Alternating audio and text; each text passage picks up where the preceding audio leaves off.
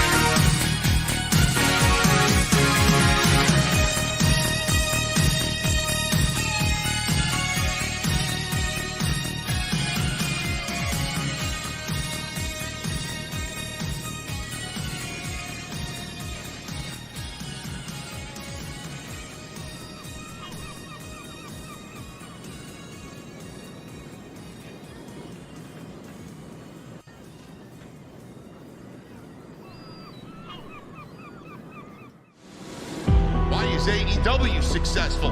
Why is Tony Khan running his promotion better than Vince McMahon and Bruce Pritchard are running Monday night and Friday night?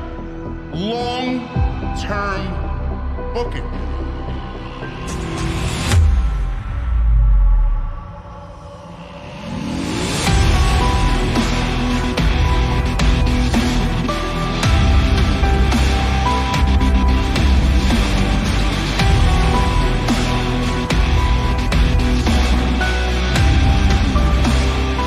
What is going on, guys? Thank you so very much for joining me right here on Off the Script. This is episode 438 for your Sunday, July 31, 2022. I am your host, JD, from New York, as always, coming to you from the OTS Beer Garden. Thank you guys so very much for joining me on your Sunday nights, wherever you may be.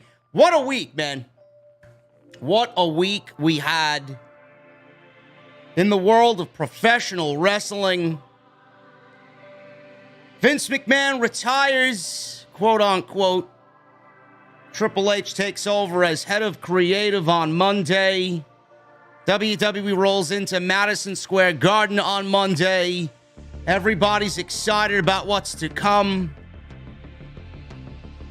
SummerSlam last night marks the beginning of the Triple H era. And everybody is riding a very, very exciting high. I've been telling everybody not to expect any change, and we really haven't seen any drastic change. Eye-opening, oh my God type of change. And we will not be seeing that type of change. I've been one of the leaders in the community telling you, please take a step back, man. Calm it down. We're not going to see any change that drastic until we really get him involved in everything and we wipe away whatever Vince McMahon had done in all of 2022. Even before that. I'm very confident that Triple H is going to take this brand and this thing we love, WWE Raw, SmackDown. He's going to take it and he's going to make it the very best it could possibly be. And we saw already glimpses of that Saturday night, right in the opening match at SummerSlam. We got a lot of news tonight, ladies and gentlemen. We're going to go over Vince McMahon never wanting to turn Becky Lynch back into a babyface. He wanted Becky Lynch to remain a heel after SummerSlam. Things played out differently last night, didn't they? Backstage news on Bayley's new faction. IYO SKY and Dakota Kai are now on the main roster. We got news about Vince McMahon's name being removed from all backstage areas at WWE shows. Good. Get rid of him. News on Liv Morgan and Ronda Rousey coming out of SummerSlam last night. WWE announcing WrestleMania 40. I got Hall of Fame news. What's going on with the Hall of Fame next year? Obviously, we'll talk about Triple H and the creative direction of WWE and everything that ensued on Monday with that historic announcement. Dave Meltzer reporting that NXT is somewhat going to go back to what Triple H's original vision for it was. Is Triple H beginning to put his foot down with everything creative? And will we see Triple H go to war with AEW?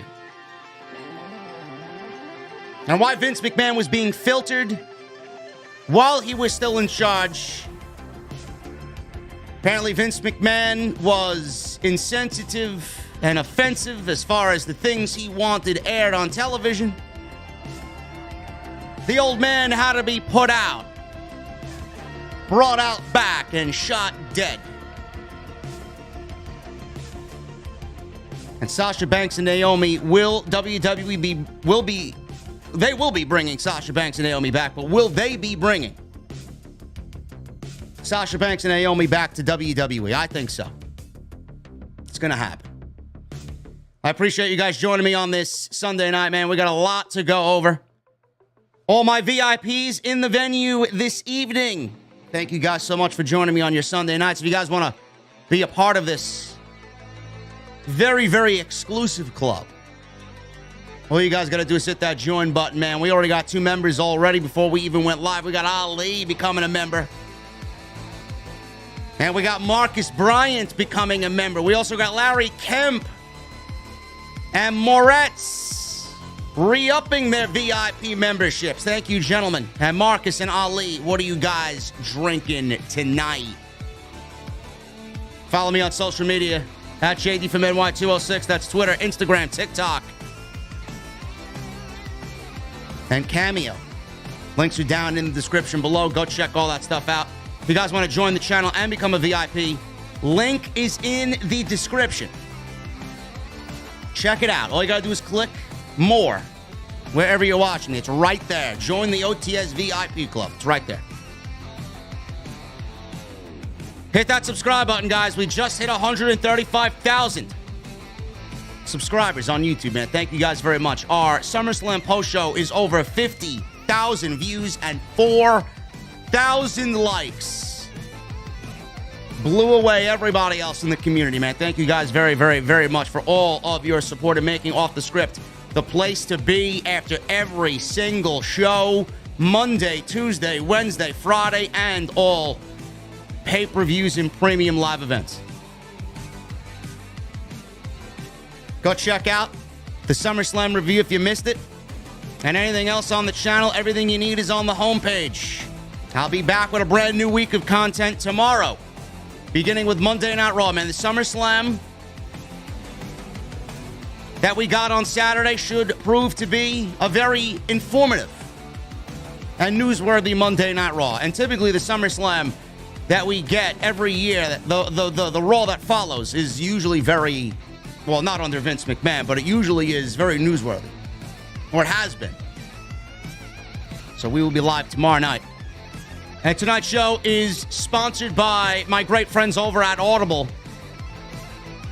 Make sure you guys go and get your 30 days and one free audio book of your choice. That's audibletrial.com/script. John Moxley's book is on there. You guys can get 30 days of Audible service and John Moxley's book for free. 9 hours of John Moxley on me. audibletrial.com/script. Go and check them out. Always a great friend and a great sponsor of the podcast right here on OTS. Let's start at the top, man. We got a lot of news coming out of SummerSlam, and I want to jump right into the SummerSlam news and rumors. I thought SummerSlam was a very good show. It wasn't the greatest SummerSlam. I seen Wrestle Geeks say today that, oh, it was the best pay-per-view of the entire year. Negative. That's just you being a shill. It's not the best pay-per-view of the entire year. Not even close. Not when you got Tony Khan's pay-per-view model that has already set the bar for pay-per-view. Revolution, to me, was the best pay-per-view of the entire year. Then you got Double or Nothing, which was a solid show. Long, but a solid show. Forbidden Door was tremendous. Super Card of Honor was tremendous. Death Before Dishonor was fucking fantastic. It wasn't the best pay-per-view of the entire year. Was it good? Absolutely. Did it really live up to SummerSlam? Yes, absolutely. Was it the best SummerSlam of all time? No. Was it the best pay-per-view of the entire year? No. It did its job. It was basically Triple H in charge of Vince McMahon's leftovers. That's all it was. You can't really expect a lot of change coming out of a show that was basically promoted and booked by Vince McMahon and Bruce Pritchard. Bianca Belair and Becky Lynch opened the show with the Raw Women's Championship match. The story is not only Bianca Belair retaining the Women's Championship, but what I thought was a great match. Not better than their WrestleMania match. Not better than their WrestleMania match. Not even close. Good, but they tore the house down at WrestleMania. Maybe one of the best women's matches all year. The story, outside Bianca Belair retaining, two things. Becky Lynch shook Bianca Belair's hand at the end of the match, signaling possibly a heel turn that admittedly was a failure. Now Becky Lynch turning babyface. I got news on that in a little bit. Besides that, we got Bayley making a return. She's been adversaries with Bianca Belair for a little bit. Bayley was the woman that Bianca Belair was feuding with before Bayley, unfortunately, got injured thanks to Vince McMahon. Bayley shows up with Dakota Kai and IYO Shirai, who is now going by the name of IYO SKY. It's not the worst of names that WWE has given a talent. I know the name changes is something that pisses people off, but it's going to be a thing. It's going to be a thing. It's not going anywhere. They're just going to keep that mentality moving forward, but this is not as egregious as the other names that we were given, like Butch and Ezekiel, or any of those names. IYO SKY, Genius of the Sky, is what Mauro Ranallo coined IYO Shirai, so it seems that they're keeping that nickname. Genius of the Sky, IYO SKY. This is a faction. This is a faction. It got everybody excited, and within 5 minutes, Triple H transformed the Raw Women's Division from disaster to absolutely must-see television. Within 5 minutes, Triple H erased everything that Vince McMahon did with the women's division and has given Bianca Belair challenger after challenger after challenger. Look at that Raw Women's Division now. What was it? It was Bianca and Becky Lynch, and that was it. We were wondering where Bayley was going to go, and now she apparently is going to Monday Night Raw. But now you move on from Bianca and Becky, and now look at the division. Bianca, Becky, Rhea, Asuka, Alexa Bliss is still there. She's still a notable name. She sucks, but she's still there. Then you got Bayley, IYO Shirai, and Dakota Kai. That is a formidable women's division. Finally, I can sit here and tell you guys we actually have a division. A collection of women that we can call a division. And I am most excited about that. Dakota Kai was fired months ago. She had dark matches on SmackDown, or right before SmackDown, for weeks. So did IYO Shirai. And Vince McMahon did nothing with them. Ultimately, IYO, reportedly from Meltzer, asked for her release, or didn't want to go, or was about to have a contract run out.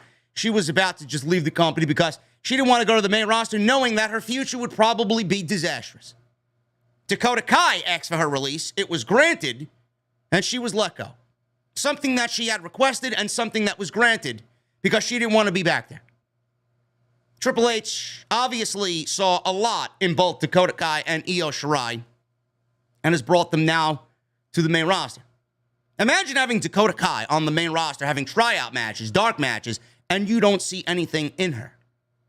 This is somebody that is very well respected, very well liked, a tenured veteran, young, attractive. Imagine taking her and not seeing anything in her. Same thing with IYO Shirai. IYO Shirai, according to many circles in all of pro wrestling, is probably, if not the best, absolutely in the top 3 in the world as far as women's professional wrestlers. Imagine having one of the greatest women's professional wrestlers on the roster and doing nothing with her. Not even batting an eye. I don't like the way she looks. I don't like the way she speaks. I don't think there's anything there for me to use, says Vince McMahon and Bruce Prichard. Get him out! Get him out! Change. Within 5 minutes, he changed the landscape of women's wrestling on Monday night to a point where I can't wait for Monday Night Raw. To hear what Bianca has to say, to hear what Becky has to say, to hear what Bayley has to say.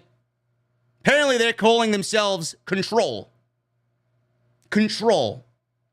I don't know if that's the name of the group moving forward, but Bayley seems to have insinuated that it's going to be something along the lines of Control.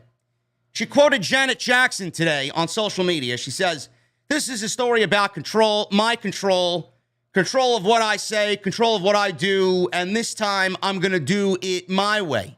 I hope you enjoy this as much as I do. Are we ready? I am, because it's all about control, and I've got lots of it." And she tweeted at Janet Jackson and at WWE. Bayley being back is tremendous. Bayley being back is absolutely a game changer for the division. She was sorely missed. And this has Triple H DNA written all over it. Triple H loved IYO. Triple H loved Dakota Kai. These are 2 women that Triple H brought into the company on his own accord. Bayley, obviously, everybody's going to love Bayley. Bayley was the woman, one of the women that Triple H hand chose to be the leader of this revolution. A revolution that Bayley and Sasha took to the next level. A revolution that happened because of Triple H and NXT. Never forget that. Never. There are other hands that were involved in it, but without the platform of NXT, these women would have never, given the state of the WWE, would have never been given the platform to show what the revolution of women's wrestling could be about. I love this. Everything about this, I love it. This was a group that supposedly was pitched to Vince McMahon. Vince McMahon listened to the idea about this group potentially being on TV. The idea of this group legitimately was at the fucking desk of Vince McMahon. You know what he said? No. No. I don't want it. I don't like it. Get it out of here. Fightful's reporting that backstage details have been revealed during about this entire situation with this new group that Bayley is leading regarding the formation of this new power trio that debuted at SummerSlam. After the Raw Women's Championship match, we got Bianca Belair pinning Becky Lynch, Bianca Belair being stared down by IYO Shirai, Dakota Kai, and Bayley. Becky Lynch got in there to back Bianca Belair up. According to the report from Fightful, Bayley has been back at the Performance Center for weeks in preparation for her impending return to the ring. Dakota Kai, according to this report, while she had introductory talks with AEW and had some of their roster pushing for her to join, it didn't go further than that. She was a name that others backstage in WWE, including writers, expected would be called up to the main roster before she was released by the company earlier in the year. She was a name that several people in the company that Fightful spoke to mentioned as someone that Triple H would make a priority to bring back. Who else is on that list of priorities, on that list of Triple H's? Sasha Banks and Naomi, no doubt about it. And I'm sure there are others on that list as well. Johnny Gargano, more than likely being one of them. Karrion Kross, more than likely being another one. It was also reported that following her main roster tenure, several writers were baffled that she wasn't included in last year's main roster draft after going through dark matches. Now, while IYO SKY's contract wasn't up yet with WWE, she's been off television on NXT 2.0 most of the year with an injury, leading some to wonder about her future before her appearance at SummerSlam last night. Although officials gave an inconclusive answer when asked about her contractual status.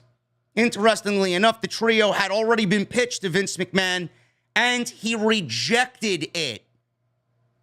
The report notes that before Dakota's release, there were versions of the stable that included Raquel Rodriguez and Kaylee Ray that were pitched to Vince McMahon.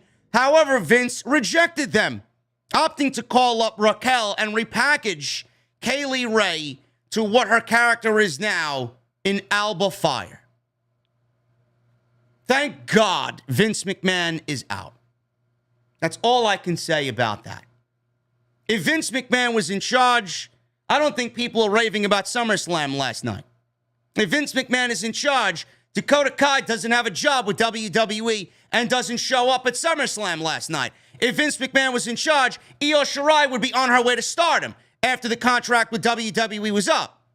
If Vince McMahon was in charge, Becky Lynch would still be a fucking heel. If Vince McMahon was in charge, we wouldn't be excited for Monday Night Raw and the prospect of the women's division being better than it has ever been on the main roster. Thank God Vince McMahon is gone. Thank God. Triple H already making change known and felt coming out of SummerSlam. It's a beautiful thing. Imagine having IYO, I said this before, imagine having IYO and Dakota Kai on your roster and saying, yeah, I don't see anything in them. I don't see anything in them. Get rid of them. Send them back to NXT. You think Vince McMahon watches NXT? Vince McMahon never watched NXT. All Vince McMahon do was send Bruce Pritchard down there and run it like a fucking three-ring circus. Bruce would get back to Vince about what he doesn't like, who he likes, and this and that. It was basically Bruce's playground. They got everybody ready that they liked. Everybody that was Triple H, they were basically fired. The only ones that are there, that are still under Triple H's administration, is Roderick Strong and Cameron Grimes. Everybody else is gone. There's nobody that remains from Triple H's administration. That's going to change. That is going to change. When it happens down there, I don't know. But we're certainly seeing that change now on the main roster, and it's a beautiful thing. Going back to the Becky Lynch thing, Vince wanted Becky Lynch to remain a heel after SummerSlam. This fucking demented old fuck wanted Becky Lynch to remain a heel after SummerSlam. Triple H said, fuck that. I'm getting rid of that. And we're going back to what brought Becky Lynch to prominence. We're going to do what we should have did months ago with Becky Lynch, because I hear people online. I see people online. I hear the crowd reaction live every time she comes out. It is not working. There is not one single fucking person legitimately that enjoyed Becky Lynch's heel work. If you did, you're a complete fucking puppet. You're a shill. It was one of the worst acts in the entire company. Becky Lynch is not a heel. Never was, never will be. We need to go back and do what we did originally with Becky Lynch, and that is make her into a fucking Irish ass kicker.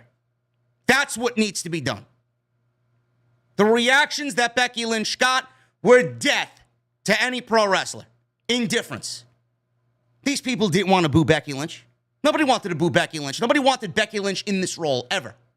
Vince McMahon did. I read reports last year coming out of SummerSlam. Oh, Becky Lynch wanted to be a heel. No, she didn't. No, she didn't. You believe these reports about Becky Lynch wanting to be heel? I mean, fucking break. She didn't come out last year at SummerSlam as a fucking heel. She came out looking like a babyface. She came out looking like the Becky Lynch that we remember before she got pregnant. Becky Lynch didn't want to be a heel. Vince McMahon wanted Becky Lynch to be a heel. You don't think that woman has the power to speak up about what she wants and what she doesn't want? She holds the cards of power in that division. If she don't want something to happen, she's going to say it, and it's going to happen. No matter who the fuck you think Vince McMahon or Becky Lynch are, she has the power. She didn't want to be a heel. Vince McMahon made her into a heel. They all bowed down to Vince McMahon. Nobody says anything. Yet, Sasha Banks and Naomi got to get criticized for sticking up for what they think is right. Getting no respect at all for walking out of the company because they thought the creative direction for whatever was going on in the general sense in all of the women's division was dog shit. And they got shit on for it. I respect that more than someone like Becky Lynch rolling over and just saying, yes, Vince, yes, Vince, yes, Vince. How can I tickle your balls tonight, Vince? No. Becky Lynch didn't want to go heel. She was forced into being a heel. Wade Keller confirmed the decision to turn Lynch back to a babyface was not in the plans just a couple of weeks ago before Vince McMahon resigned as CEO of the company. Keller said, and I quote, "I can now confirm Becky was not going to turn if Vince was still in control. This was a Paul Levesque call. I just got confirmation on that," says Wade Keller. She would have been a heel as we're talking right now if Vince McMahon was still running things. I'm assuming this happened after SummerSlam. So one big change early on, right there with Triple H, is changing Becky Lynch over to the proper role she should be facing against Monday Night Raw and the women's division. She should be facing off against the rest of that division as a babyface.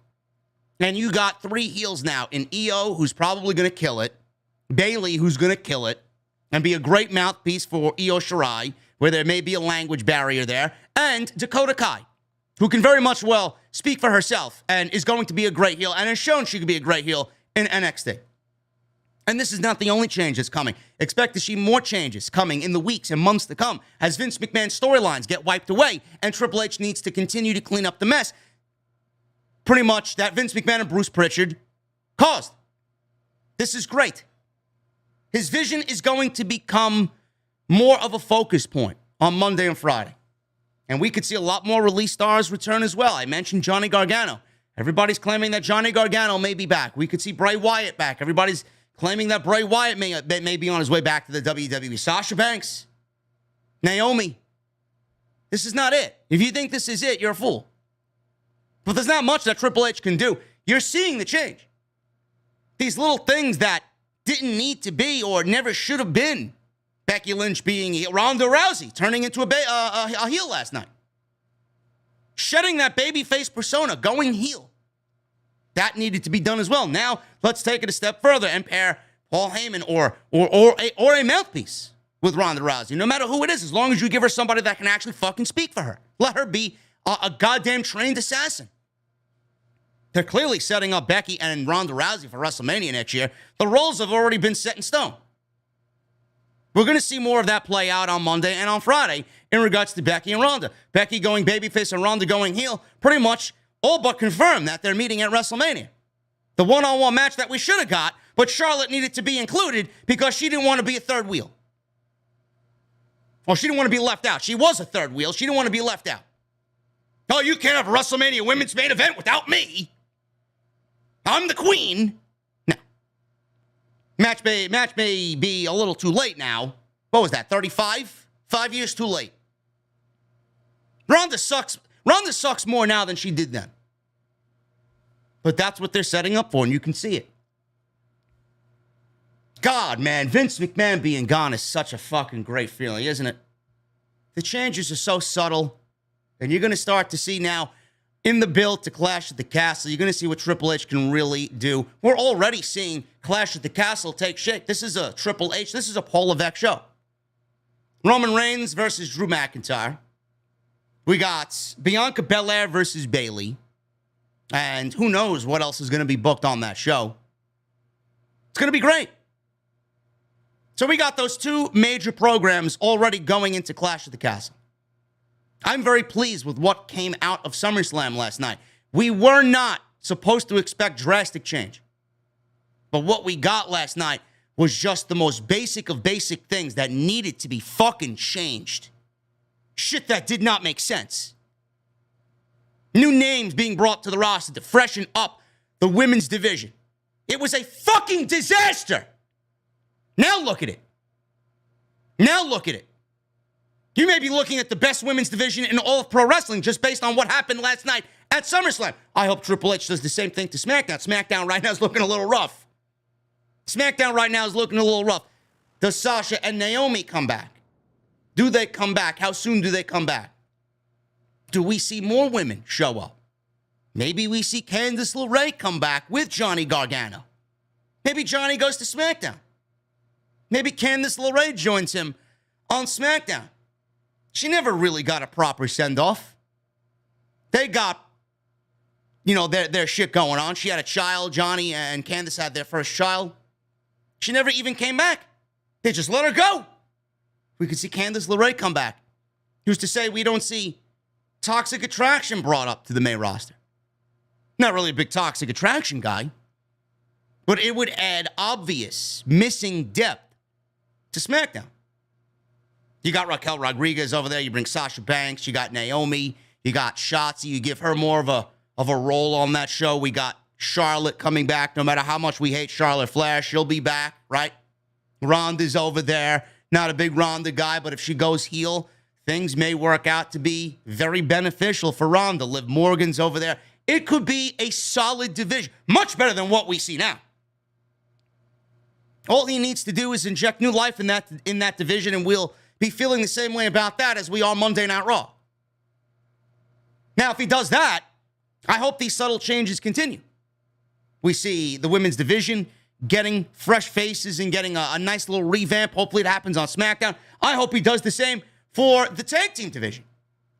I hope he does the same for the tag team division in WWE, whether that means having separate divisions, eliminating two divisions and having floating championships with the Usos, going from SmackDown to Raw and Raw to SmackDown. This is going to be change that is absolutely necessary, and I know he's going to make it right. Because I know the way he ran NXT, and I know how he is about giving the fans what they want, and him listening to the criticisms. He remains quiet. He sees and hears everything. I do think that these little changes that were absolutely in desperate need of change, they are going to get changed over time. And we're just starting to see the little glimpses of this coming out of SummerSlam. And it's a beautiful, beautiful thing. Now, Vince McMahon's name was removed from the backstage area at all WWE shows. PW Insiders reporting that what was previously referred to as Vince's office is now being called the CEO office. And there was a second office set up backstage for Triple H, being that he's head of talent relations. All of the old signs that Vince had and had Vince's name on it were no longer posted backstage. If you watched SummerSlam, then you definitely would have noticed Triple H's fingerprints all over the show. Like I said, you saw that in the things that I just mentioned at the top of this show. Kai and Shirai, Becky Lynch turning babyface, Ronda going rogue and going heel. Kevin Dunn is still with the company. Right now, he's still with the company. For now. He may be gone by the end of the year. We don't know. It was noticeable that they did cut down on the rapid camera zooming and camera cuts that many fans have complained about. And I don't know if you guys noticed, but in addition, they removed the LED boards from the ring apron and the ring posts. Again, subtle changes. We didn't need all that shit. That was a Vince McMahon call. Triple H said, get it out. Get it out. I don't need my pro wrestling to be looking too pretty. We can still be pretty, but let's eliminate all this extra bullshit that we don't need and cut costs where it's necessary. If you're a fan of what Triple H is doing or was doing in NXT, you're obviously going to be a fan of what he's going to do on the main roster. And if you were not a fan of Vince McMahon's vision, clearly, it's time to give WWE another chance. I've been hearing it all week. JD, this is the first time I've watched SummerSlam in years. JD, this is the first time I'm watching Monday Night Raw in years. I haven't watched since the Attitude Era. I haven't watched since AEW was born. People are now slowly but surely, the diehards anyway, are slowly but surely coming back because they know exactly what Triple H is capable of. Again, change. And it's a beautiful thing. Speaking of Ronda Rousey and Liv Morgan, WWE cut time from Ronda Rousey and Liv Morgan at SummerSlam after Logan Paul and The Miz went too long. Now, WWE did fuck up last night. They did fuck up. I seen a lot of video packages last night for several talents. We seen one for Brock Lesnar. We seen one for Roman Reigns. And I guess they had to do that to kind of sell everybody on their rivalry. Whatever the case may be, those video packages were like 3, 4, 5 minutes long. We saw one for Seth Rollins. We saw one for Kevin Owens. We saw one for Charlotte Flair. I don't know why they included that in the show. SummerSlam went, I would say, almost 4 hours. When I'm at 3 hours and 45 minutes. But if you're trying to cut time off matches, why don't we cut time off of the amount of video packages that were shown last night at SummerSlam? That could have been added to the Liv Morgan-Ronda Rousey match. Or that could have been added to the Usos and the Street Profits, which now that I look at it and think about it, maybe they were cut for time as well. Because after all the hype that we got and all of the fucking praise that the match at Money in the Bank got, that's what we were given. Underwhelming and not even close to what they did at Money in the Bank. So I'm wondering if all of this, even with Liv and Ronda getting cut, I wonder if the Street Profits and the Usos were also cut for time as well. More than likely, yes. So, SummerSlam, it was kept short as this match was, Ronda and Liv Morgan. It was kept short, and it only lasted 5 minutes before ending in controversy. As Ronda Rousey and Liv Morgan were in a situation where Rousey had Liv Morgan in an armbar, and it looked like Liv was about to tap, and she did. But all the while, Ronda had the armbar on Liv Morgan. Liv Morgan was pinning Ronda Rousey's shoulders to the mat, and the referee counted 1, 2, 3. But as the referee was counting 1, 2, 3, before he actually made the 3 count, Liv Morgan was tapping out to the armbar. So the match was fucking terrible. It was atrocious. Probably the worst women's match all year. Or one of them at least. But the ending was brilliant. The ending protected Ronda. The ending protected Liv. It protected Liv because she didn't give up after all of the torture Ronda was putting on that arm. It protected Ronda Rousey because there's no way anybody was going to go into this match believing that Liv Morgan could beat Ronda Rousey one-on-one. So you can't have Ronda lose to somebody that's not believable in Liv Morgan.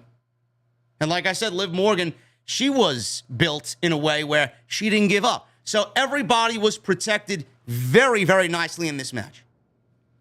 And we got the fuck finish, which led to Ronda Rousey's heel turn, attacking Liv Morgan after the match was over, attacking the referees. We don't know if Ronda's going to be fined or suspended coming out of this thing on Friday. Maybe this leads to Charlotte Flair coming back and going one-on-one with Liv Morgan. All the redemption story that people pitched, it should be Liv in Charlotte, Liv in Charlotte.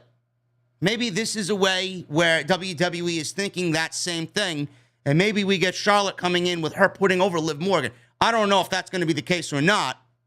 Ronda certainly is going to get another rematch. There's no way WWE officials are going to look at this and say, well, Ronda, we're going to suspend her and not really give her a case. We're going to get Charlotte back, and we're going to get Charlotte interjected into this thing, which I hope is not leading to another Charlotte reign of terror. Triple H, I know we speak highly of him, but I don't know whether or not he is on our side here and wants to give the younger talent, the fresh talent, the run, or he's going to go with the tried and true in a Ronda or in a Charlotte Flair. I don't know. And if we're building towards Becky and Ronda at WrestleMania, do we need the SmackDown Women's Championship for that? Does that match need the SmackDown Women's Championship? I don't think so. But I'm predicting right now that Becky Lynch wins the Royal Rumble. I think Becky Lynch gets back to being big-time Bex with the championship around her waist. And I do think Ronda is the champion that drops the title to Becky Lynch in that match that WWE is seemingly thinking about, which is 5 years too late. But yes, time was cut from this because of the video package that WWE showed at SummerSlam last night. And it looks like WWE once again is building to a third Ronda Rousey and Liv Morgan match. The first one obviously being the cash-in of Money in the Bank. Second match being this one. And the third match possibly taking place on September 3rd in Cardiff. I don't really care for it, but we'll see what happens. But time was cut from that match at SummerSlam. WWE announced the date and location for WrestleMania 40. This is an official statement from WWE. Philadelphia Mayor Jim Kenney, the Philadelphia Eagles and the Philadelphia Convention and Visitors Bureau, PHL Sports and WWE are proud to announce that Lincoln Financial Field in Philadelphia will host WWE's Pop Culture Extravaganza, WrestleMania 40, on Saturday, April 6th and Sunday, April 7th. So it's nice to see that WWE is continuing the two-night WrestleManias. I love it.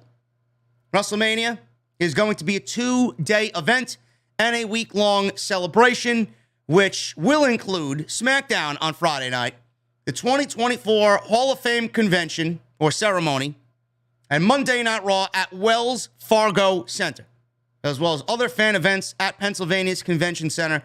In addition, WWE will also host multiple community outreach events, including hospital visits and Be a Star, bullying prevention rallies designed to give back to the local region. Over the past decade, WrestleMania has generated more than $1.25 billion in economic impact for cities that have hosted the event.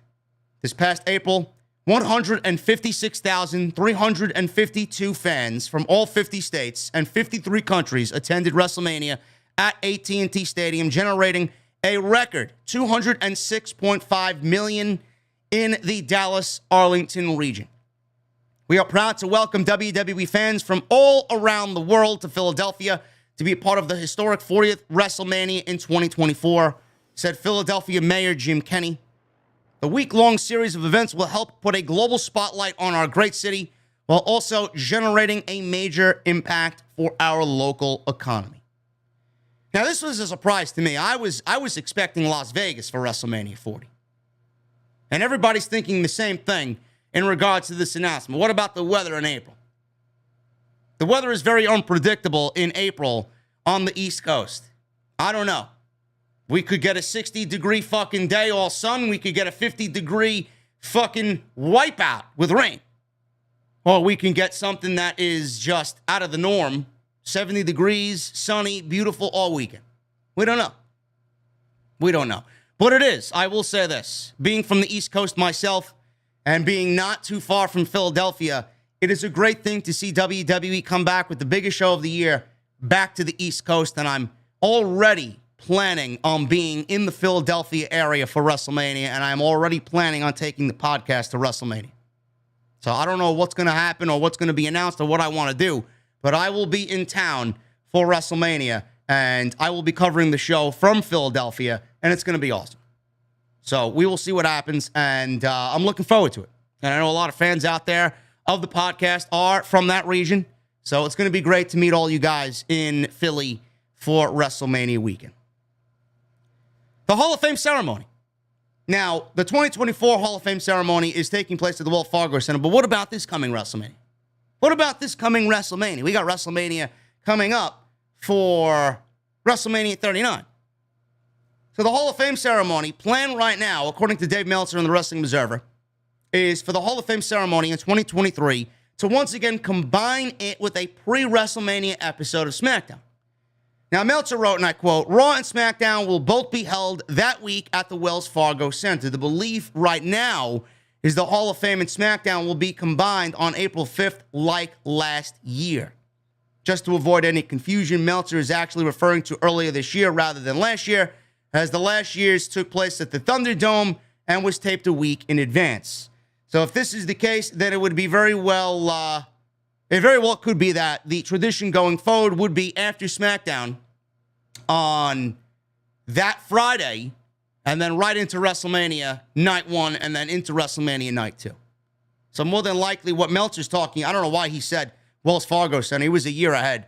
So whatever the case may be for Los Angeles, wherever their Hall of Fame ceremony is going to be, wherever that SmackDown is going to be, it's going to be a pre-taped SmackDown in Los Angeles, right outside SoFi Stadium, and it's going to be a pre-taped SmackDown followed by the Hall of Fame ceremony, just like they did this year with The Undertaker and all that you saw there with the Hall of Fame ceremony this year. So just letting you guys know that is what's going on. Staples Center probably. Staples Center more than likely for the Hall of Fame ceremony, I'm assuming. So yes, that is the current plan for the Hall of Fame ceremony this year. Triple H was appointed head of creative this week. This was the big story. He says, we are grateful for the opportunity to lead WWE together with our unmatched management team. And we recognize this is a tremendous opportunity and responsibility, and we look forward to serving the WWE universe. Awesome. Paul Levesque will assume all responsibilities of WWE's creative, in addition to being head of talent relations. You guys know how I feel about this. There really isn't anything more I can add on top of, I'm fucking excited about Triple H taking over. I cannot wait. You are already seeing the change. Monday Night Raw, we already saw the change. We saw subtle changes. There's nothing drastic coming. We saw the first hour of Monday Night Raw. And Triple H has been on record saying he hates the 3 hours of Monday Night Raw because it's ridiculous to write. It is such a difficult task to go out there and write 3 hours of television every single week without being repetitive.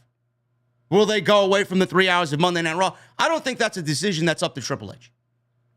They make too much money with that 3-hour Monday Night Raw on USA Network. It's easy money for them. But what Triple H did on Monday night, and we may see this model moving forward. It was a lot of pro wrestling. Triple H is known to be a lover of professional wrestling. He may send some of the best guys out there and have that first hour, just have them go out there and tear the house down. Drew McIntyre and Austin Theory, they had a match. 10 minutes. We got a situation where that match did lead into a tag team match. We got that it led into a tag team match that had Bobby Lashley show up and save Drew McIntyre, right, from Austin Theory and Sheamus. But that match was not bad. That's a Vince McMahon model. But it took up most of the first hour. It almost went 45 minutes. And we got a Roman Reigns promo thrown in there that was very well done with Paul Heyman. We got a lot of build with SummerSlam on Monday. Roman Reigns cut a promo on Brock Lesnar. Paul Heyman cut a promo on Brock Lesnar. Austin Theory came out to tease a cash-in. They addressed Austin Theory, did the bloodline. Drew McIntyre came out. Drew McIntyre's in there with Austin Theory, pretty much staking his claim at Roman Reigns. Sheamus comes out to attack him. They're selling that aspect come Friday for the Donnybrook match and the number one contendership for the Universal Championship. So we got a ton of build. Everything was nice and cohesive. There was a lot of continuity on Monday. Continuity doesn't exist in Vince McMahon's vocabulary book. It doesn't exist in Bruce Pritchard's vocabulary book. So all of this was a great start to Monday Night Raw. Now, obviously, the show dropped off, but it was a great start. After that tag team match was over, we got Roman Reigns coming out and laying Austin Theory out. Everything flowed beautifully into each other. Friday on SmackDown, we got a great match with Sheamus and Drew McIntyre. The show wasn't overly offensive like it usually is. New Day didn't come out there dancing in fucking cosplay gear. We got a serious New Day against the Viking Raiders. We got Pat McAfee and Baron Corbin with a nice little build. It didn't feel overly fucking offensive. So those changes you're seeing, commentary sounding a little bit more natural, everything is going to come when it is supposed to come. So don't worry about the change. You're going to see the change. The subtle change right now, the things that he is in charge of, he will take time to do. But those little things, the things that I just mentioned, SummerSlam and the heel turn of Ronda Rousey, the babyface turn of Becky Lynch, IYO SKY and Dakota Kai showing up on the main roster.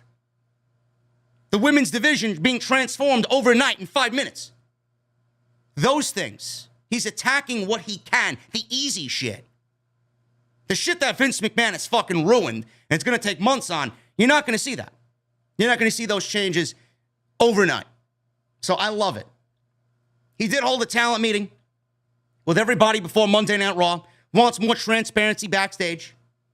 There was a new report from Fightful that stated Triple H held a talent meeting before the July 25th Raw from Madison Square Garden, and those in contact with Fightful were said to be pleased with the way the talent meeting went. There was a feeling of optimism. Optimism is something that didn't exist 2 weeks ago. Feeling of optimism regarding the changes made within the company. The report continued, noting that Triple H promised the talent a level of transparency that some felt wasn't present during the previous regime. He said he wants an open line of communication between himself and the talent. In recent years, it's become common to have to wait hours to speak to Vince McMahon, and FaceTime with a former CEO was said to be dwindling. It's the same way he ran NXT. The same exact way he ran NXT. There's nothing that anybody should be upset about here. That, to me, already is change. Tremendous change. Happy roster, great show. Happy roster that feels like they're a part of the system, involved. Happy roster that feels that they can go into Triple H's office and explain why they may be unhappy or explain why they're upset. And everything that comes along with that have a problem with something, problem with creative, problem with direction, problem with lack of TV time. What's going on?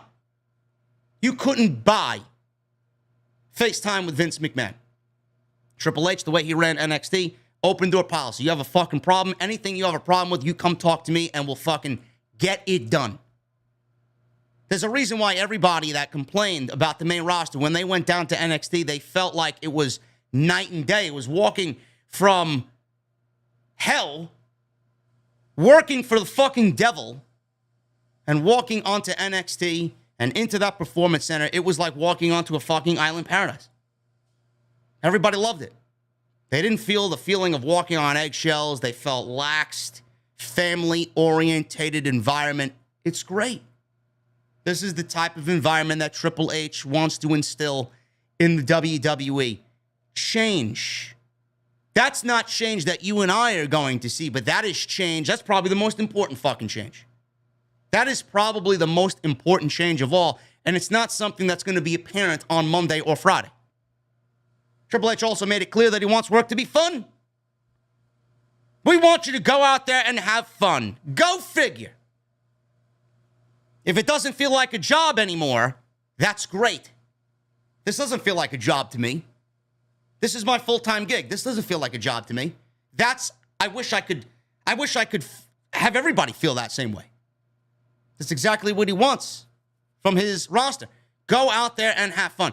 If it starts to be a burden on you and you take work home and it starts to bring you down and you start to fucking lose sleep over it and it starts to make you depressed, then there's a fucking problem. It's not you, it's the fucking work. And you need to change where you work because your happiness is most important. I've been there, everybody's been there, working for a fucking scumbag, working for a goddamn company that doesn't appreciate you. That doesn't even know you exist. That just brings you down and makes you feel like shit. We've all been there, man. I've been there. Way too long. Thank God I do what I do now. That's what he wants the WWE to be. Fun. Go out there and do your shit. Go out there and be professional. We're going to fucking kill this shit, but I want you to have fun. I want you to have fun while you go out there and work. According to Fightful, the general consensus following the meeting was very positive. On July 22nd, Vince McMahon retired. And Vince McMahon, I know a lot of people, I said this all week, man. For everybody that wants to say, oh, JD, Vince McMahon still owns 80% of the controlling shares, I know. If you came to me in discussion and said, well, I think Triple H is just a figurehead, I think Vince McMahon's still running Gotham City from the fucking bowels of Gotham. I listen, I'm not going to argue with you, man. You have every right to think that. But I honestly and truly believe that Vince is gone. Vince is gone.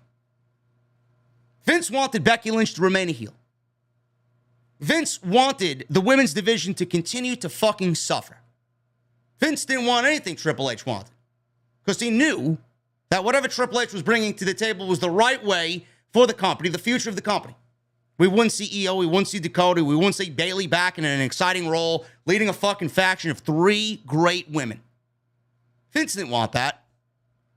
Now we can sit there and sulk on his fucking rocking chair, wondering, I wonder what they think of what I have to say. Fuck them. Fuck them. I hope you eat your alphabet soup and you watch Wheel of Fortune with a fucking tear down your face before Monday Night Raw every fucking Monday. You fucking old fuck. I don't give a shit. Yeah. Vince McMahon. We got to thank Vince McMahon. We got to thank Vince McMahon for everything that we got. We got to thank Vince McMahon for podcasts like this. Fuck off. Change. And I hate change, man. I'm the type of guy that goes to a fucking restaurant and orders the same fucking thing every single time he goes. No matter what. But I know when change is needed. Now we're getting change. It's almost as if these people, like I said, were in agreement with Vince McMahon. It's almost like they didn't want to leave the Vince McMahon era. Like you knew change was coming and you want to create a fucking narrative for yourself to shill to your fucking audience. Oh, we got to thank Vince McMahon. Everybody that's for this is a fucking idiot. Change is not going to happen. Change is going to happen. You're physically seeing change. And if you're not seeing the change and feeling the change already, then open your fucking eyes. Maybe I'll go buy you a pair of prescription glasses. Change is being felt. Change would have never even been a thing with Vince McMahon in charge, ever. Nobody even thought that this day would come. I'd be sitting here doing this fucking show at 75 years old and Vince would still be in the fucking chair. That's what you wanted? I know I didn't. Now we're at a young age, in our prime, doing what we do. And Vince is out. Triple H is in charge. The vision of NXT is the way everything should have been. Nobody complained about NXT, ever. When was the last time you complained about a black and gold takeover? Never. That's Triple H's vision. You're going to be getting that on the main roster. Can't wait. Been saying it for years. People made fun of me for saying that. Now you're getting it. Where are those people now? Oh, yeah, I was right. I was right for years. Years. I knew it then, and I know it now. I don't give a shit what Triple H said when he was back on that Monday Night Raw in December. When was it? 6 years ago? Yeah, we're going to give the fans what they want. When you got Vince and Stephanie and Shane and Triple H in the ring. Triple H was a fucking puppet. He was a puppet then. Standing next to Vince, who was completely in power. He's not going to go against his fucking father-in-law. Now his father-in-law's out. And his father-in-law could be headed to prison. Goodbye.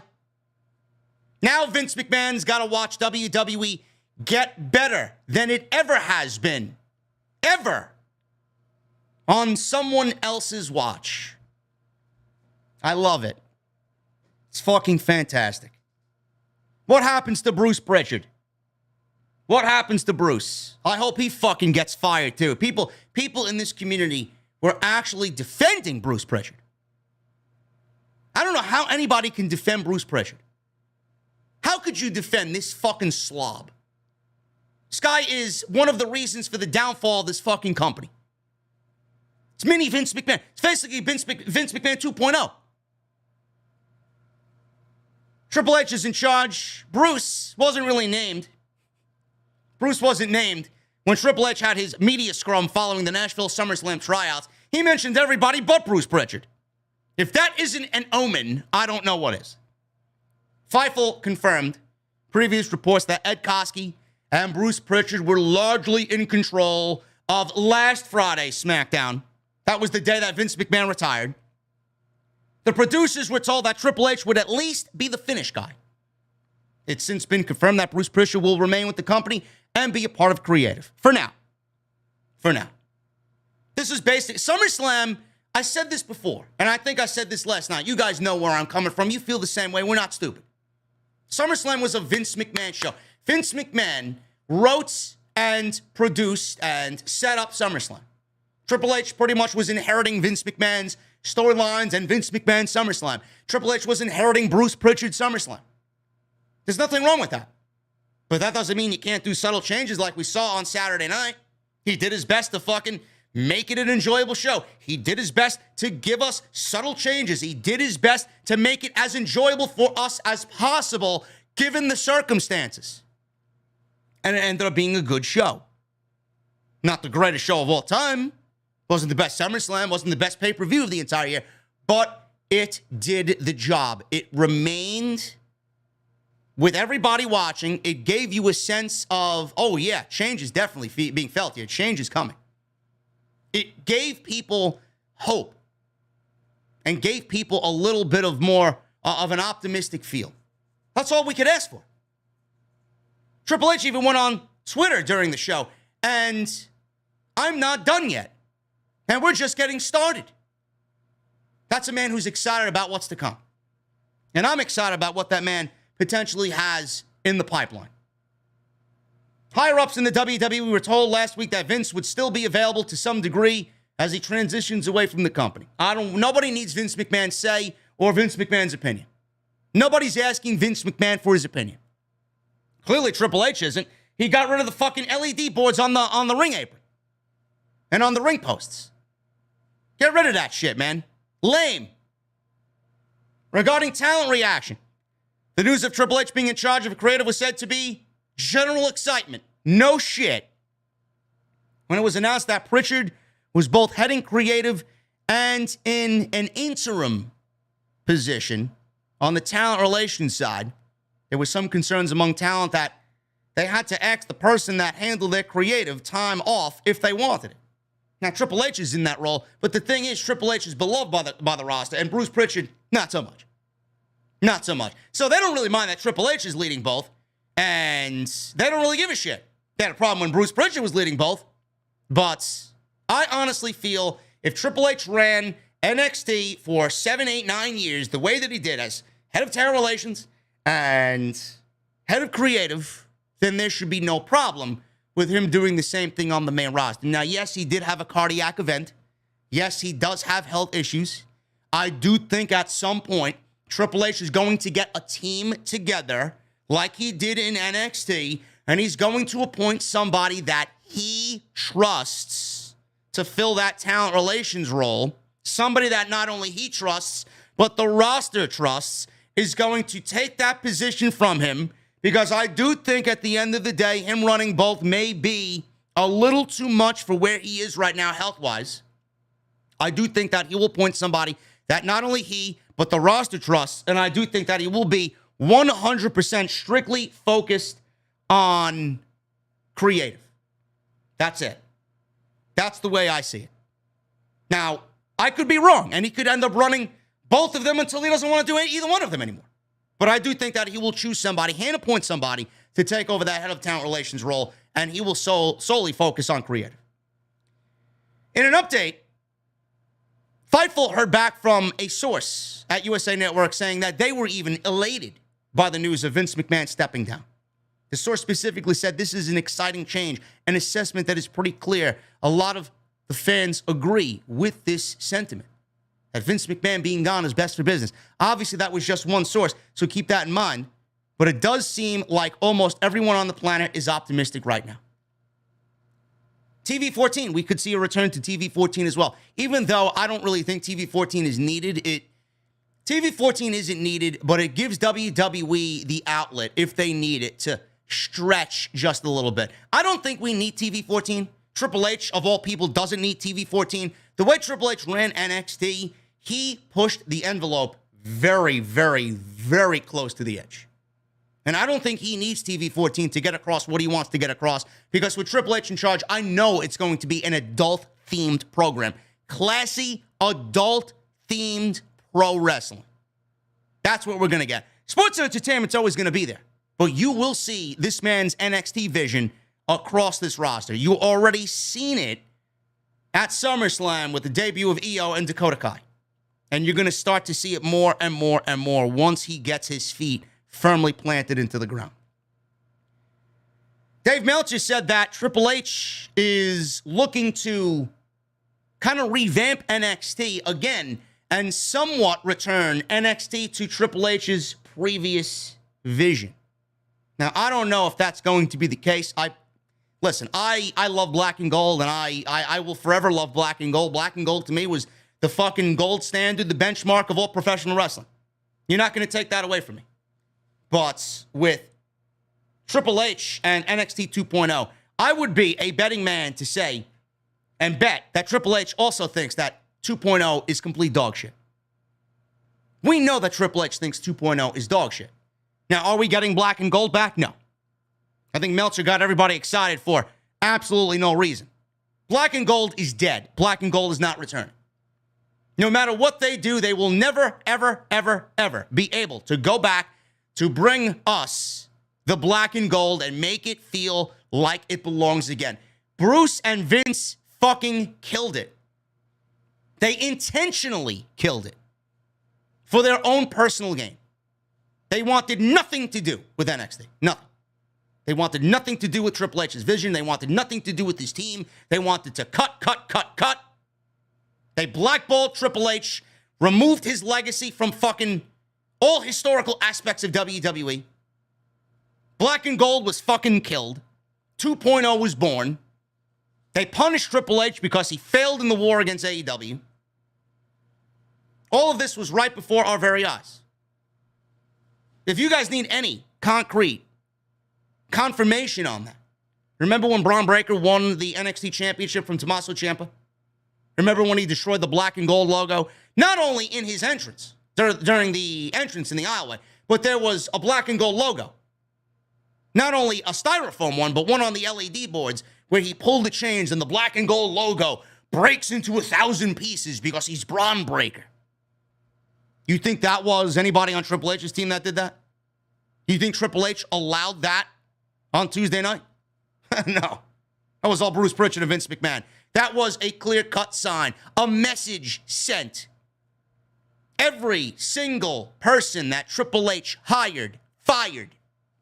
That was a message sent. We don't want you here anymore. Go and pour me a cup of decaf at Titan Tower and make sure my scone is right this week. I asked for cranberry, not blueberry. That's all Triple H was doing, pushing pencils and filing papers and making sure the Keurig K-Cups were fucking lined up in alphabetical order at Titan Tower. The greatest comeback story in the history of the company is what happened. Vince killed his company. Vince killed Triple H, his vision. That vision is dead. And now Triple H is taking over for the man that we thought was going to die in the chair. What a story, man. You couldn't script a better Hollywood story. Triple H's vision killed, and now his vision is going to overtake Vince McMahon's vision. You killed my vision, now I'm going to make my vision our vision. The right vision, the better vision. The future of the company is my vision. I love it. You cannot script a better fucking story than this. I want to buy a fucking day one ticket, front row to this fucking story. Smiling from ear to ear, man. This was a tragic tale of Paul Levesque that ended with a fucking beautiful, happily ever after ending. Not only for the fucking Levesque family, not only for Stephanie McMahon, Paul Levesque, their children, who will eventually take over this fucking company, but for the fans. For the fans. It's unbelievable. 2.0 will be around. I'm okay with that. I'm okay. Listen, I know black and gold is dead. Black and gold's not coming back. But if Triple H wants to go out there and give me doses of what made black and gold fun, doses of what made black and gold great, I'm okay with that. Get rid of the fucking colors. Let's man up the colors a little bit, man. Instead of the fucking goddamn Fruit Loop, Toucan Sam fucking cereal colors. Instead of the fucking Disney Junior colors out there, Nickelodeon colors. Let's get some pro wrestling colors, man. Let's get some theme music change. Let's get some fucking ambiance that resembles a pro wrestling show. I don't mind 2.0 staying. In fact, I wish that they would get rid of the 2.0. Just call it NXT. What do we need NXT 2.0 for? Call it NXT. But the vision of Triple H, if it's a little dose here, a little dose there, I'm fine with that. And like I said earlier in the week, change. You saw the picture floating around on social media. Triple H sitting in the Nashville SummerSlam tryouts with Paul Heyman and Stephanie McMahon and Nick Khan, who's on board with this. He's sitting there watching the future of the company try out in front of them. Paul Heyman right there as his right-hand man. Who better? Who better? Change. That picture that you saw floating around before SummerSlam this weekend is the very definition of change. And Triple H, he's not only going to be enlisting college athletes with the NIL program, which I think is a complete fucking farce. The NIL program is going to be a thing in the company. They want their cheerleaders. They want their lacrosse players, their fucking amateur wrestlers. They want their football players, their WNBA players. They want their ex-UFC fighters. Fine. They want their next WrestleMania main event superstar to come from the NIL program. All they need is one. No matter who it is. If it's Gable Steveson, so be it. They want their one. So they can say, yep, it's a success. It's not. The NIL program, to me, is going to be an investment that may not pay off. The NIL program may not pay off. See, Triple H, he had it right the first time. We're going to go and do what we need to do and go grab the lifeblood of this business through the indies. I don't know why they ever moved away from that. See, Triple H and his vision, it was always the right way. We're going to go into the indies and grab the fucking lifeblood of this industry, and we're going to mold them into the next superstar. There's got to be somebody in there that's going to be the next WrestleMania superstar that we're looking for, the next WrestleMania main event. There was. They fired them all, but there was, and there still is out there. See, when Vince was removed, Triple H, he now is putting his foot down. We are going to hire independent professional wrestlers. It needs to be done. The indies basically is going to provide WWE a stable environment. You're going to find somebody in there that's going to be of the ultimate value to you. The NIL program, you could wait 5, 6, 7 years for somebody to even come along and be ready for NXT. Never mind WrestleMania. How many of the NIL college athletes out there are going to make it through the program? All I'm hearing is that there's injuries here, there's injuries there. It's not going well right now for a bunch of them. It's not a walk in the fucking park. It's going to be a timely investment. Patience is going to be one of those things that is going to be needed here. But in the meantime, you not going out and getting somebody from GCW or an MLW or the Indies overseas is going to be a fucking foolish mistake. You need to go out there and get the top tier indie pro wrestlers that exist out there. Now, with Vince McMahon not there, they are more likely to want to be a part of the WWE system. They're going to want to work with Triple H, seeing his resume and what he did for everybody else that now seemingly is working for AEW. They heard all the great things about what Triple H did. They heard all the great things about NXT and the way he managed his roster and the way he managed the Performance Center. Of course they're going to want to be a part of that. Everybody in NXT now is in good hands. You don't think Triple H heading creative on Monday night and Friday night. You don't think those fucking kids inside the Performance Center are throwing fucking ticker tape parades over the fact that Vince McMahon is fired or removed? You don't think these people are fucking celebrating? This is a lifetime of fucking misery that was removed on Friday. Careers were ruined. Reputations were ruined. The love of pro wrestling has been killed by Vince McMahon time and time and time again. That Performance Center better be throwing fucking parades as far as I'm concerned.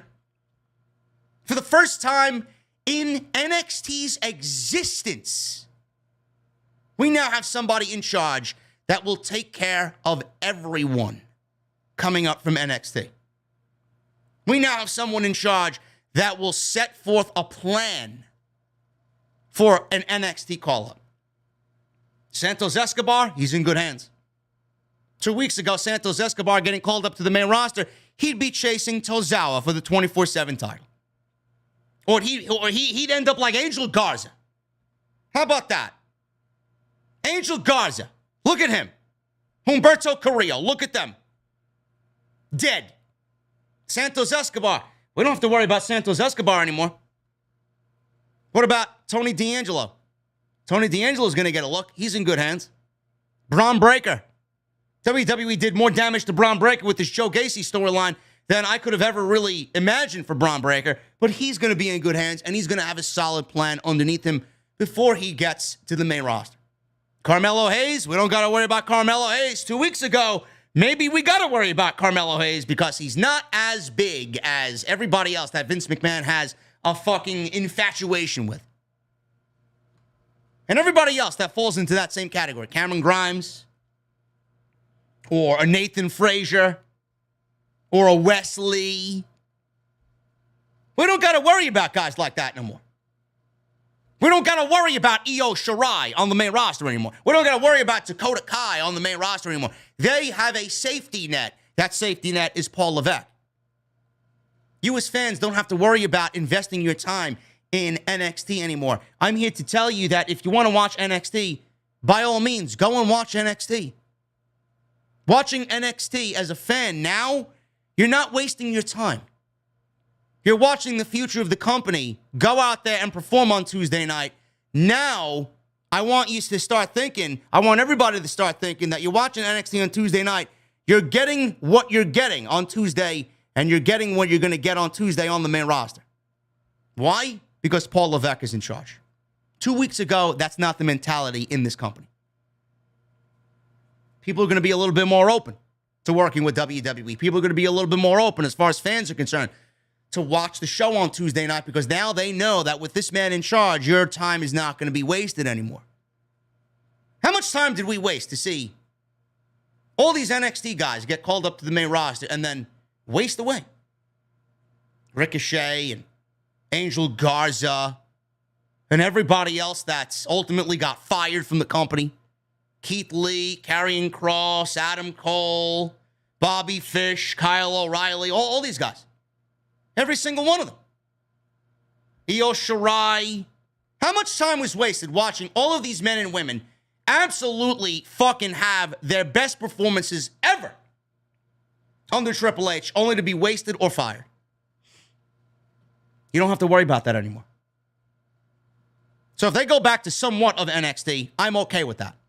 You're not getting black and gold back. Whatever Paul Levesque wants to do, he's going to do with NXT. And now I can firmly tell you guys, I can confidently tell you guys, Bruce Pritchard's not in charge anymore. Shawn Michaels, correct me if I'm wrong, and I said this on Tuesday when I covered NXT. I don't know if Shawn Michaels is still running NXT UK. I know when Triple H was running NXT Black and Gold, that Shawn Michaels was running NXT UK.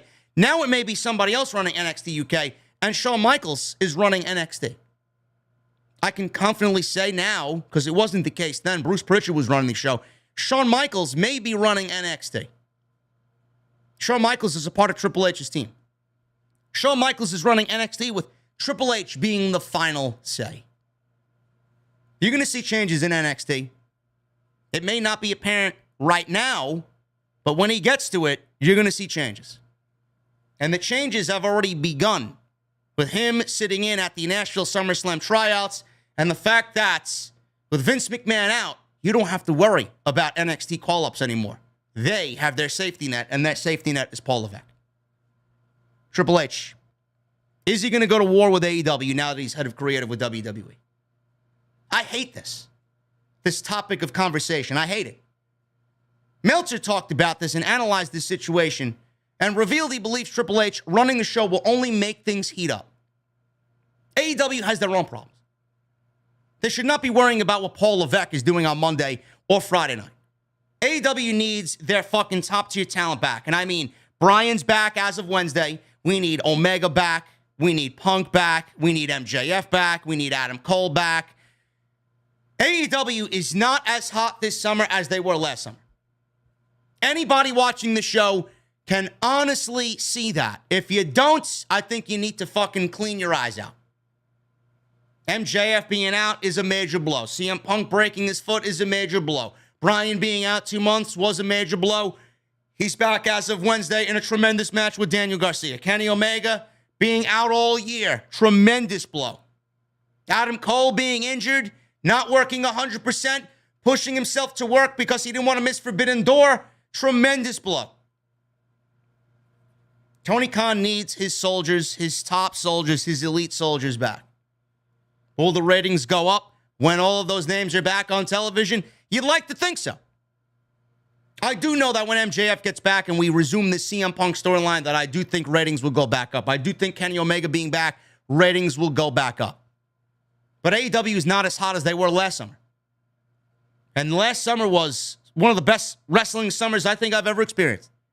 The first dance, CM Punk coming back, going into All Out where we saw CM Punk wrestle Darby and Adam Cole come back and Bryan Danielson, and then goes into Queens and Grand Slam with that Omega and Bryan Danielson match. I mean, you can't replicate that.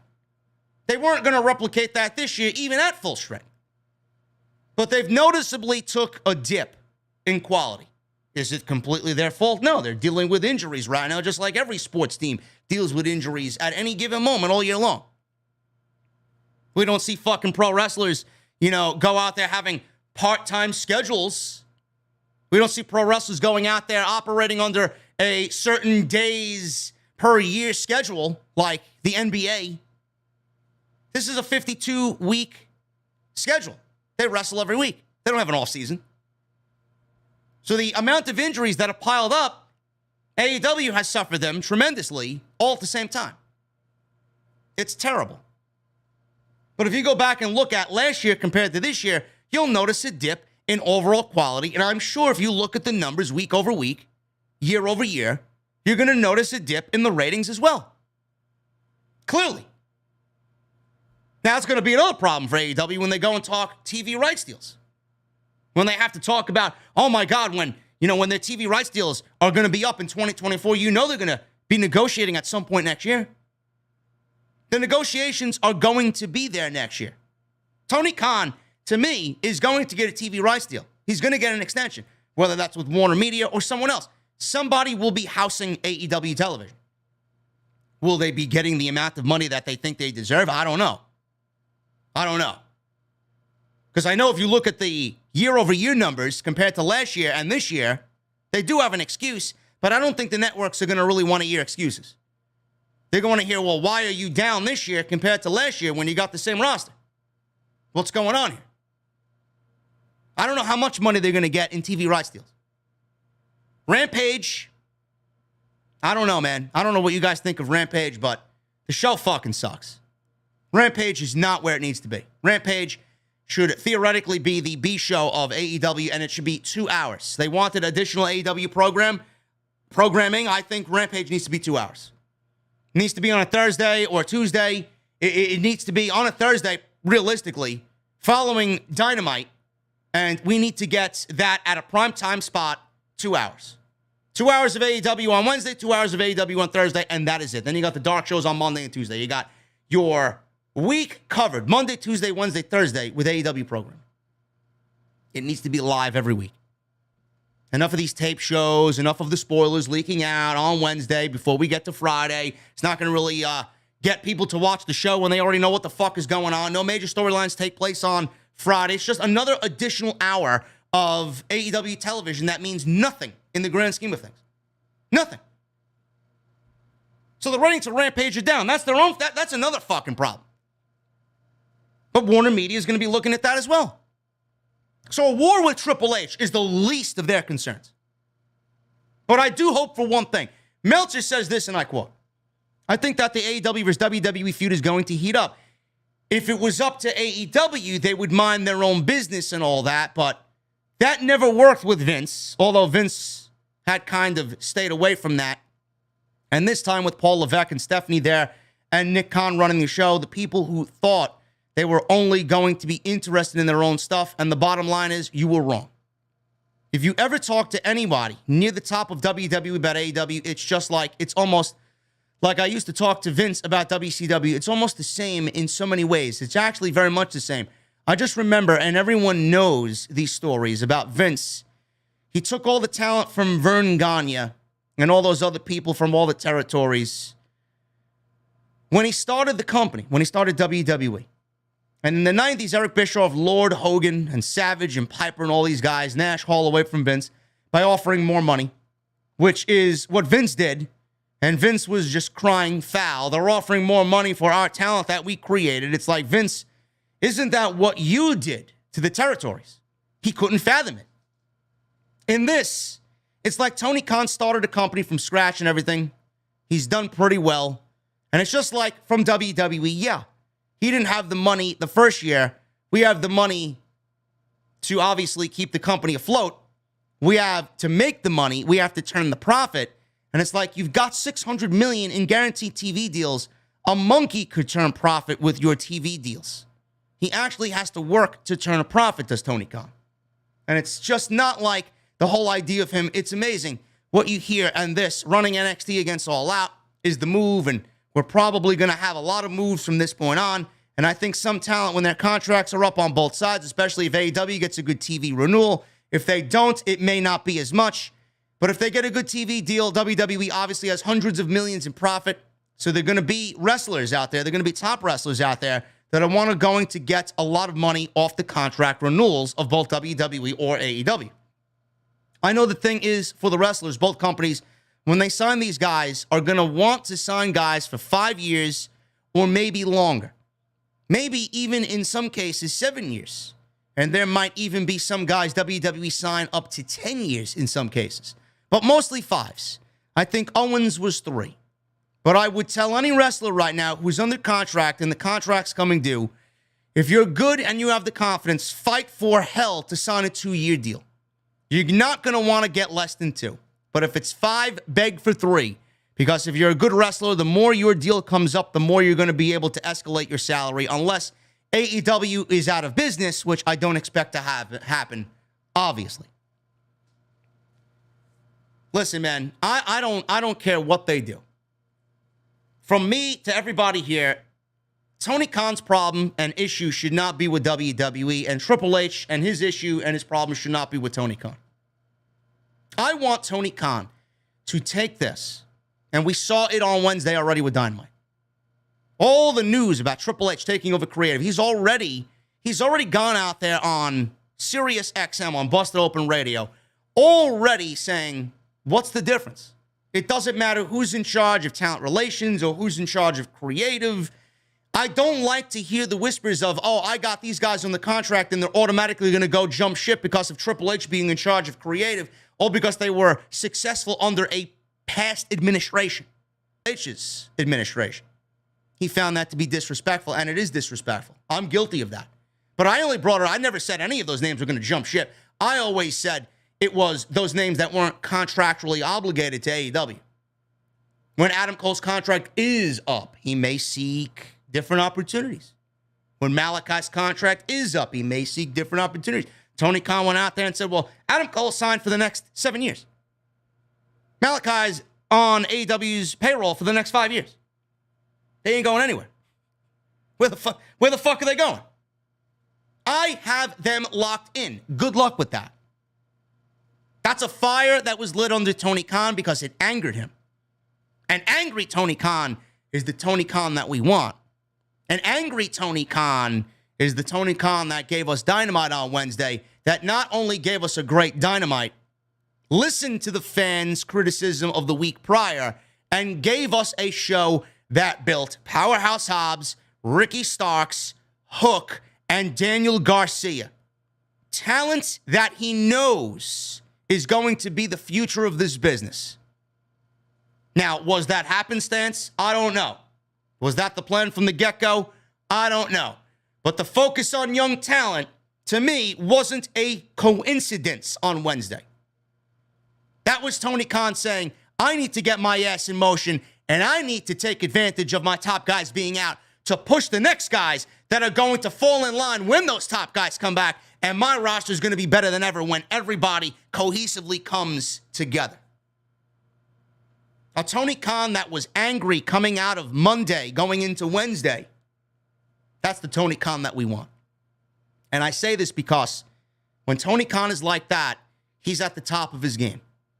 All Out is going to be tremendous because of everybody's talking about Triple H.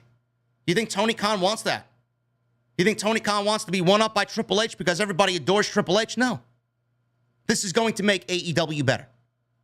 And the better AEW is, the more attractive AEW is, the more at risk WWE is losing some of their guys to AEW. Now, yes, they do have a bloated roster. They do have a bloated roster. That is their problem. But without that bloated roster, AEW right now would be worse off than it is. So it kind of worked in their favor. But they do have a roster problem because you can't give TV time to everybody with 2 hours of Dynamite and 1 hour of Rampage.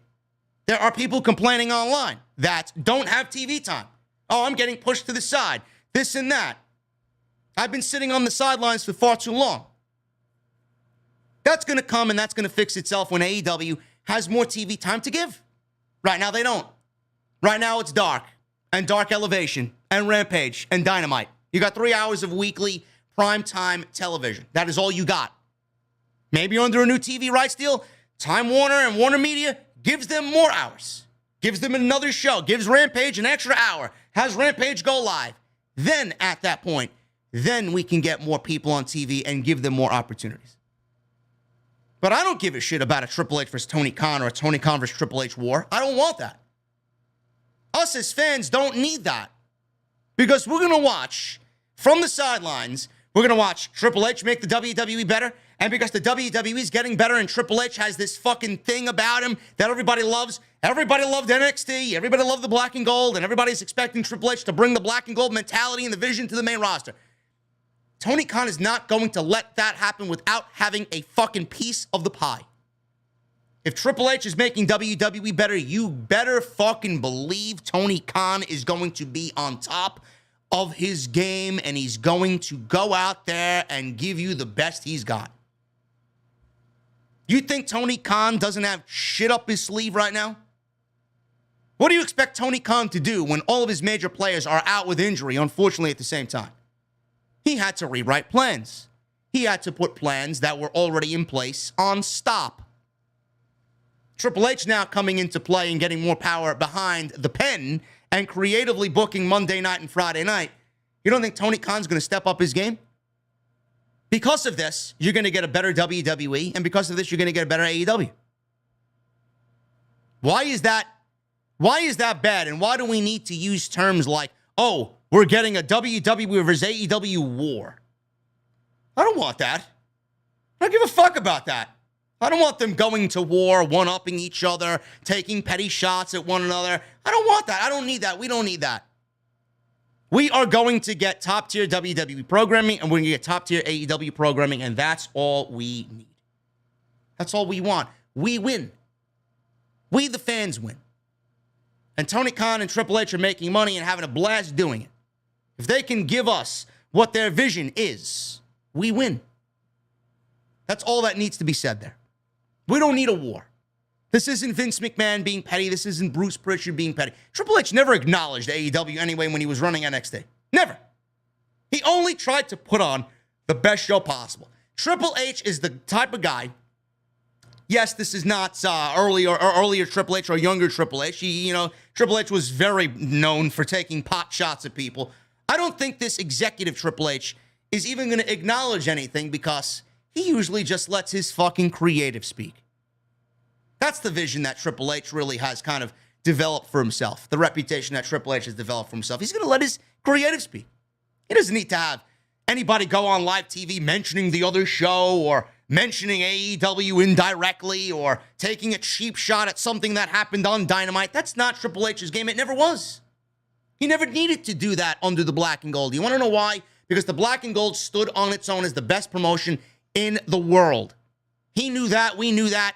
Everybody knew that. He let the in-ring product speak for itself.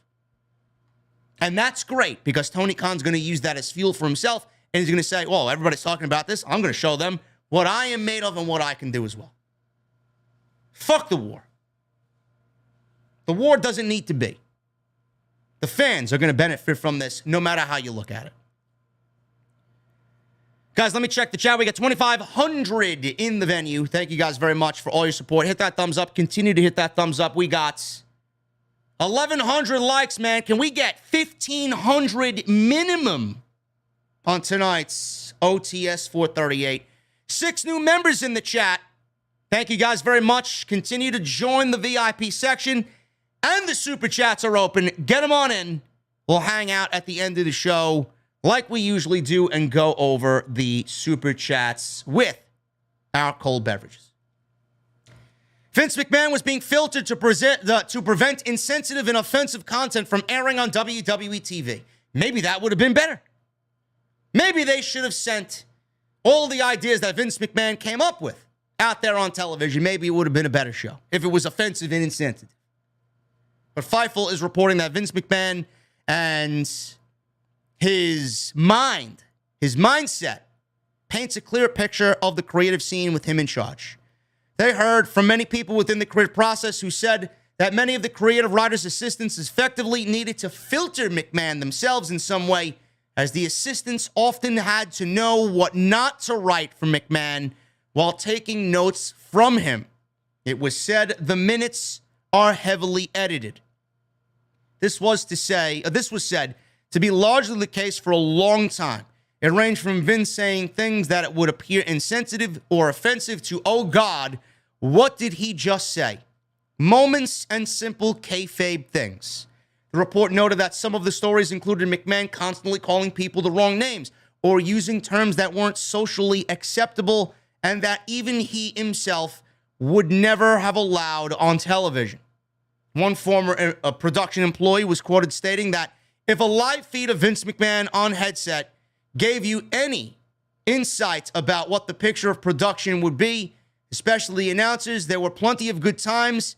He was in a good mood, but he would blow up at the most ridiculous things and act like they ruined an angle far past its expiration date anyway. So he's pretty much saying that if you listen to a live feed of Vince McMahon on headset on any given night, if that ever made it out, it would paint a picture of the production experience, especially for the announcers. And I highlight the announcers because you guys heard at SummerSlam last night, Michael Cole, and I said this a couple of times. I said it on Twitter and I said it on my post show last night. If you guys want to go check it out, it's on the homepage. Michael Cole had his best main roster assignment ever. Michael Cole and Corey Graves felt free. They sounded free as a bird, especially during that Brock Lesnar Roman Reigns last man standing match. Michael Cole sounded tremendous on the microphone. He was going back and forth with Corey Graves during the Pat McAfee match. I believe something was said along the lines of, I think Corey Graves said something along the lines of, I wish I could go back to when you didn't have an opinion. And then Michael Cole said, well, let me tell you something. Things are a lot different around here. They are a lot different. Clearly, a shoot live on air saying that things are different. Vince McMahon's not there. I can now actually have a fucking opinion about what's going on, and I don't need to have a 77-year-old man in my headset screaming that I didn't use a fucking keyword like WWE Universe or stupendous on fucking commentary. At one point, Michael Cole mentioned WWE fans. Fans! Somewhere in Stamford, Connecticut, Vince had a stroke. He mentioned WWE fans during the Lesnar and Roman Reigns match when they went into the WWE universe. Change. Now, I'm assuming with Triple H and what he said, they're going to try and uphold the legacy of what Vince McMahon created. Certain keywords like that probably will still continue to make it on TV. WWE Universe and all that other shit. You're not going to hear WWE fans a lot. That was basically something that, Michael Cole couldn't wait to get out because he's been fucking suppressed for so many years about saying WWE Universe and not saying WWE fans. But he was tremendous. Michael Cole, Corey Graves was tremendous. I still don't really enjoy Jimmy Smith on commentary. I don't think he's got the voice for it, but, some people may enjoy his work. Listen, he's better than Adnan Virk. So I guess we got the better end of the deal. But the commentary, more organic, more natural, things like that. They're allowed to be humans. I can't begin to tell you how fucking important that is. After asking people working in or near creative about what they can expect as far as change from McMahon now to Triple H being the head of creative, one person specifically said a recall of what we have and haven't done repeatedly. There were so many things that Vince insisted on doing that I'm pretty sure he didn't remember doing over and over and over again, even when people would tell him. Vince would put out matches that we saw over and over and over again, realizing, or without realizing, I should say, he did it without realizing that we did it 2 weeks ago, 3 weeks ago, in a row. Vince would do rematches over and over again without thinking or realizing he's done it already. That, to me, is so dangerous. That, to me, is one of the things that I can't wait to see changed. Rematches happening on a weekly basis, championship contenders matches, those little things. It may not be important to you, but Jesus fucking Christ is important to me. Watching a television show, watching a competitive sport like pro wrestling, championship contenders. Yeah, let's send our champion to lose a championship contender non-title match only to get the challenger a title match at the pay-per-view.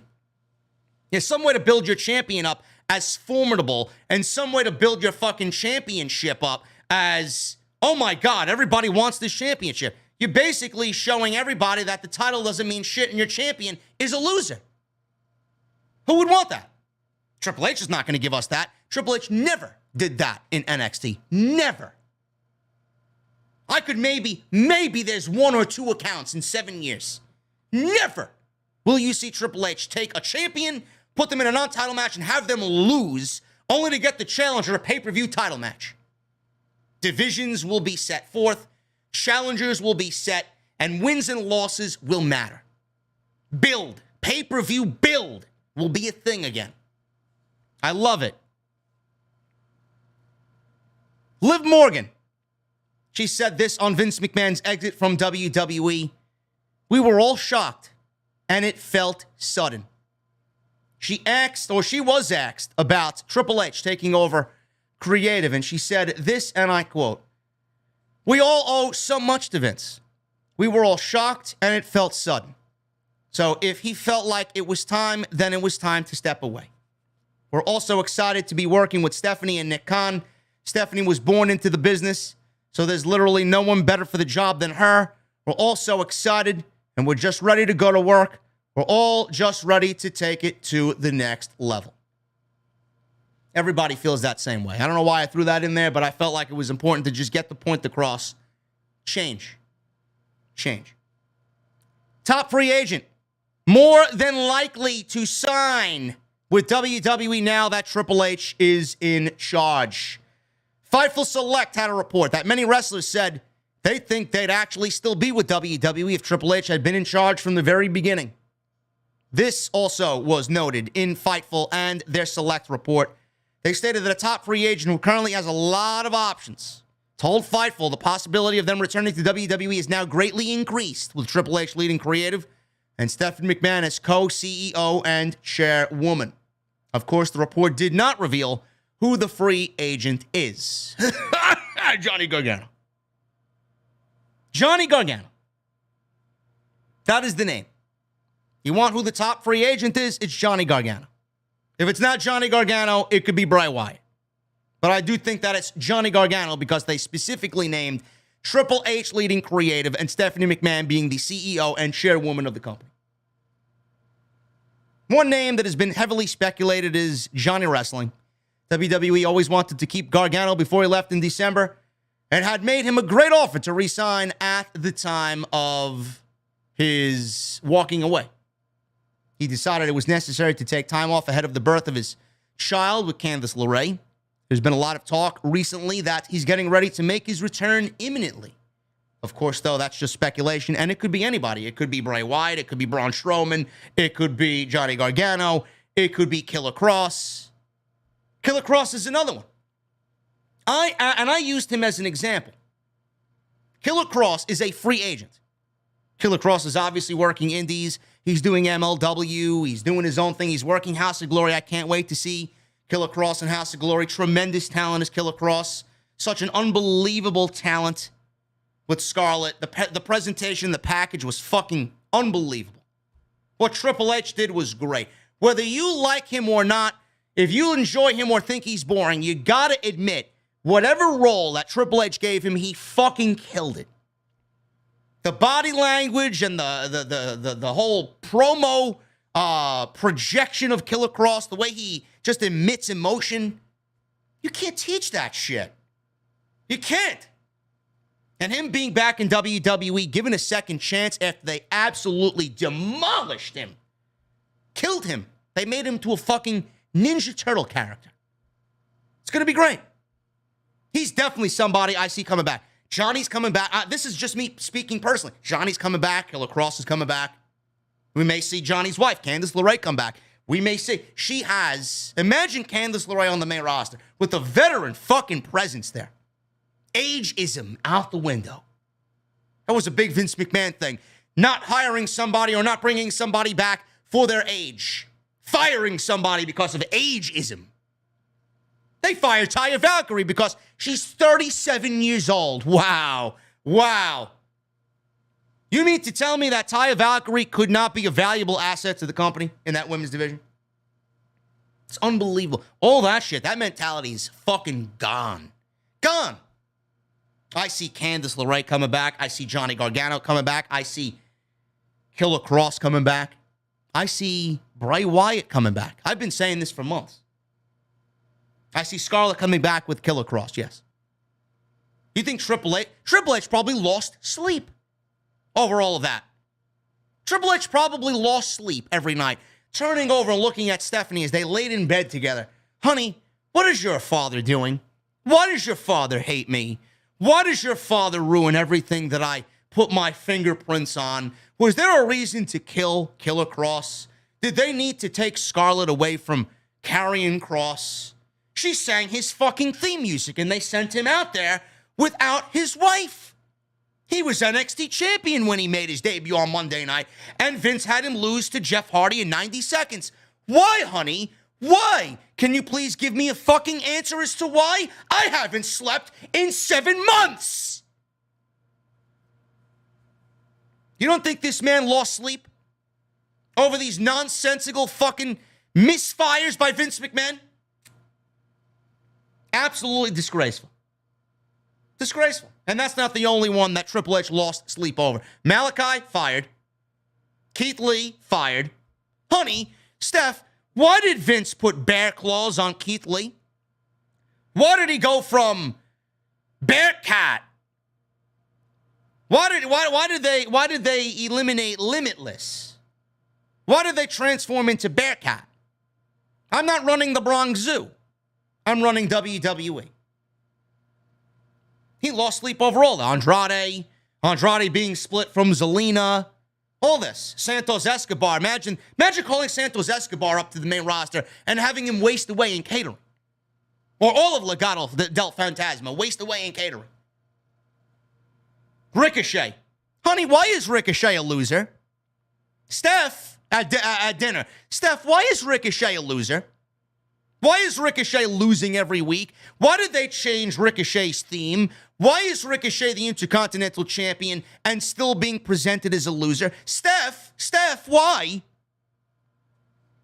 This man probably fucking cried while Stephanie was at the office.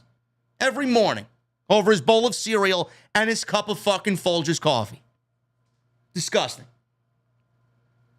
I see Bray Wyatt coming back. I said this for weeks, months. Bray Wyatt is coming back to the WWE. No doubt about it. Sasha Banks and Naomi. I was the one saying, well, yeah, Sasha's done. If Vince was still there, Sasha's done. You can guarantee. They just said that Dakota Kai was a priority. Dakota Kai was a priority for Triple H to bring her back. You don't think Sasha Banks is a priority for Paul Levesque? Number one priority there. It was only Dakota Kai that was readily available right now, as I'm sure Sasha Banks and her lawyers are still ongoing about what the future holds for Sasha Banks. She will be back. Naomi will be back. Naomi preferably should be in the bloodline.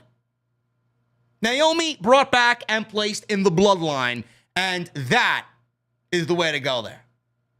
That's what I think should happen. Johnny Gargano is absolutely going to be back in the WWE. Maybe we get DIY back together. Maybe we get DIY in the tag team division. Take my fucking money, man.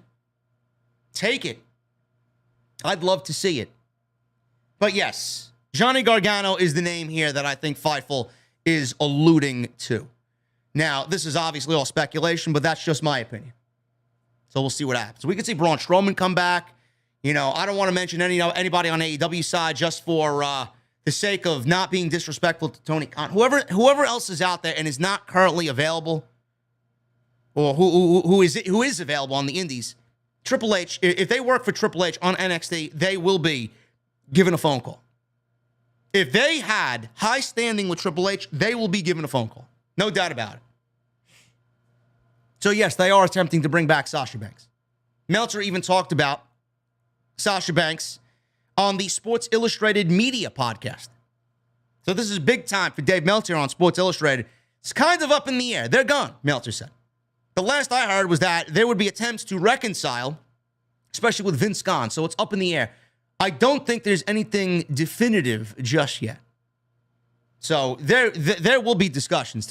You can guarantee, if it's not Paul Levesque was a part of bringing Sting into the WWE, Bruno Sammartino, Scott Steiner, I'm assuming, reconciled with Triple H, right?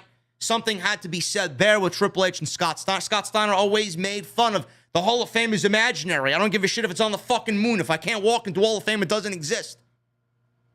He reconciled with the ultimate warrior of all fucking people. Triple H reconciled with a lot of different talent to come on back to the WWE, welcome them back into the WWE family, and he's going to do the same for Sasha Banks. It's going to be awesome. I do think that they both end up back there, Sasha and Naomi. But Meltzer did say, yes, there will be attempts made to reconcile with Mercedes and Naomi. Now, as far as Triple H is concerned, and him being in control, a new report revealed that many former WWE talent believe that they would still be with the company if Triple H had been in control. This is from Fightful, kind of piggybacking off of their top free agent story. Fightful reported that several former WWE stars who left for a variety of reasons believe things would have been different for them if Triple H was still in power. The majority of NXT talent that have been released believe that had Triple H been in those roles from the beginning, they would not have been released. Some of these talent were realistic with the fact they weren't being utilized or progressing fast enough before their cut. Another former NXT star that had options within WWE before signing elsewhere said they felt an incredible sense of loyalty to Triple H, and had he been the person in charge of their creative future, things would be different. Another AEW talent that ended up signing with AEW said they had no confidence in being creatively satisfied on the WWE main roster before leaving the company. This AEW star, who remained anonymous, said, and I quote, "I'm glad that I went to AEW, but if I was graduating to a Triple H-led SmackDown or Raw, I probably would have re-signed with WWE before my deal was up." Another top free agent noted that Triple H and Stephanie McMahon being in their positions greatly increased the possibility of them returning to the company. There will be people in AEW who have contracts up that will look at the landscape of WWE. that will look at the landscape now that Cody Rhodes is there and he was treated good from the start and he will continue to be treated good with Triple H in charge. They will look at the landscape in WWE and there will be defections. It is natural for business. It is good for business. This frees up spots on AEW's roster for people that aren't really receiving opportunity. If people go to WWE, fine. AEW's roster is bloated, says the Geeks Online, as it is right now. It frees up spots to get people back on television that haven't been given opportunity. If people from AEW want to go to WWE, great. The one thing that we desired for decades was WWE's television product being freshened up with new faces. How many times have we complained about WWE television being the same shit week in and week out? If we get some of that AEW feel on Monday or Friday night with a couple of talent that don't want to stay with AEW and opt to go to WWE because Triple H is there, great. Great. As long as I'm satisfied as a fan from the television product that we get, the fuck do I care who goes where, what money they make, and if they're happy, that's all that matters. Who gives a shit? WWE will be fine. AEW will be fine. There's always going to be a reversal of talent. People are going to go to AEW. People are going to want to go to WWE. People's contracts will be up. They'll weigh their options. Whatever they choose, fine. It's none of our business. Wrestling is so vast and so deep. The constant in and out reshuffling of talent is great. For everybody that AEW loses to WWE, we got a Nick Wayne waiting in the wings, 17 years old, signed to AEW. We got people that I'm sure are being scouted by Tony Khan already and his team already. We got people developing, hopefully at a nice pace, within the Nightmare Factory. We got people developing at a nice pace inside the WWE Performance Center. Things are going to happen. This is a constant thing, week in and week out, day in and day out in pro wrestling. Nothing is ever the same on any given day. That's great. Keeps everybody on their toes. It keeps us on our toes. It gives us content to talk about on the weekly basis. I love it. Why would anybody be upset about this? It's going to happen. So you might as well get used to it now. We got Vince McMahon and some of the Wall Street Journal things that happened this week quickly before we get on to the Monday night, Tuesday night, Wednesday night, and Friday night news and rumors. We got a Wall Street Journal article reports that WWE investigations hastened Vince McMahon's decision to retire. So on July 22nd, the greatest day in the history of pro wrestling, the greatest day in WWE history, Vince retired. From CEO, from creative, chairman of the board, 77 years old, gone, goodbye. This followed WWE's board of directors investigating sexual misconduct allegations against McMahon, which began in April.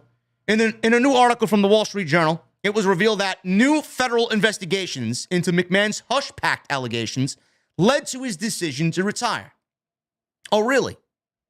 Now, it had nothing to do with what is still yet to come. He knew that he was floating up Schitt's Creek before Schitt's Creek got overflowed. That's exactly why he was forced to step down and retire. You think Vince McMahon woke up one day in his fucking Titan Tower condominium on the fucking penthouse floor? Yeah, I think I'll take today and fucking retire. I had enough. Yeah, so long for WWE. I think I did all I could do. Give me a break. New federal investigations into the deepening hush money scandal enveloping World Wrestling Entertainment hastened the retirement of its chief executive, Vince McMahon, according to people familiar with the matter. The Securities and Exchange Commission and federal prosecutors have launched inquiries into payments made by Mr. McMahon to settle allegations of sexual misconduct. The media company said Monday that it had received regulatory, investigative, and enforcement inquiries, subpoenas, or demands in connection with the millions of dollars in hush money packs. There was a preliminary determination that $14.6 million in payments by Vince McMahon should have been recorded as company expenses.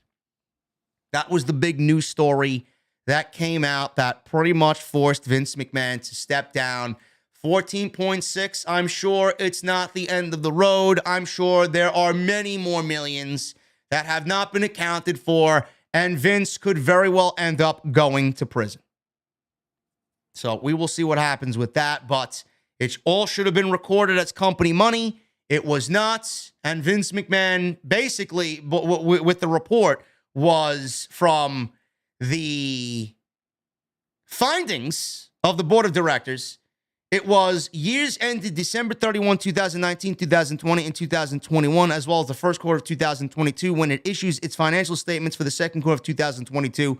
The company is working with the goal of issuing such financial statements by August 9, 2022, but there is no assurance that it will be able to meet this deadline.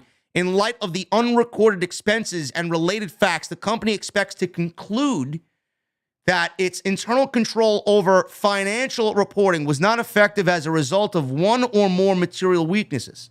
The company continues to evaluate the appropriate accounting treatment for the unrecorded expenses, as well as its internal control over financial reporting, and its ultimate conclusions on these topics may differ from what the company currently anticipates. Vince McMahon, he's got some fucking balls, man. Got some balls. Money, almost $15 million that should have been recorded as company money. Unbelievable, man. That is the most expensive night out that I've ever seen, ever. But nobody should really be surprised, man. This is not only happening within WWE. Every major corporation has some sleazeball doing the same fucking thing. Doing the same thing. What I am happy about is that all of his sly dickhead moves, thinking that he's fucking untouchable and thinking that he's greater than God and holds all the fucking power, all of it caught up to him, and now his company is in the hands of his family, who's going to do a better job, and that's the only aspect of the company I give a shit. I don't give a shit how much money they make. I don't give a shit what they fucking do as far as record revenue. Good for them. We don't give a shit about that. We're a part of the audience that gives a shit about what we see on television. None of that matters. None of it. They need to continue putting out good television, and then they'll be able to make more money, because that lapsed fan, I can't even begin to tell you, man. If things get back on the right track, WWE will have a bigger audience for it. They will get back some of the people that have gone away and stopped watching, the disenfranchised fan. Because all we wanted was better television. We didn't want television that continued to insult our intelligence every single week. Triple H never insulted our intelligence. So if he continues to do what he promises, and we see it unfold on Monday and Friday, people will be back, ratings will be higher, and the interest will overall grow the company in every aspect of its viewing audience. That's what needs to be done.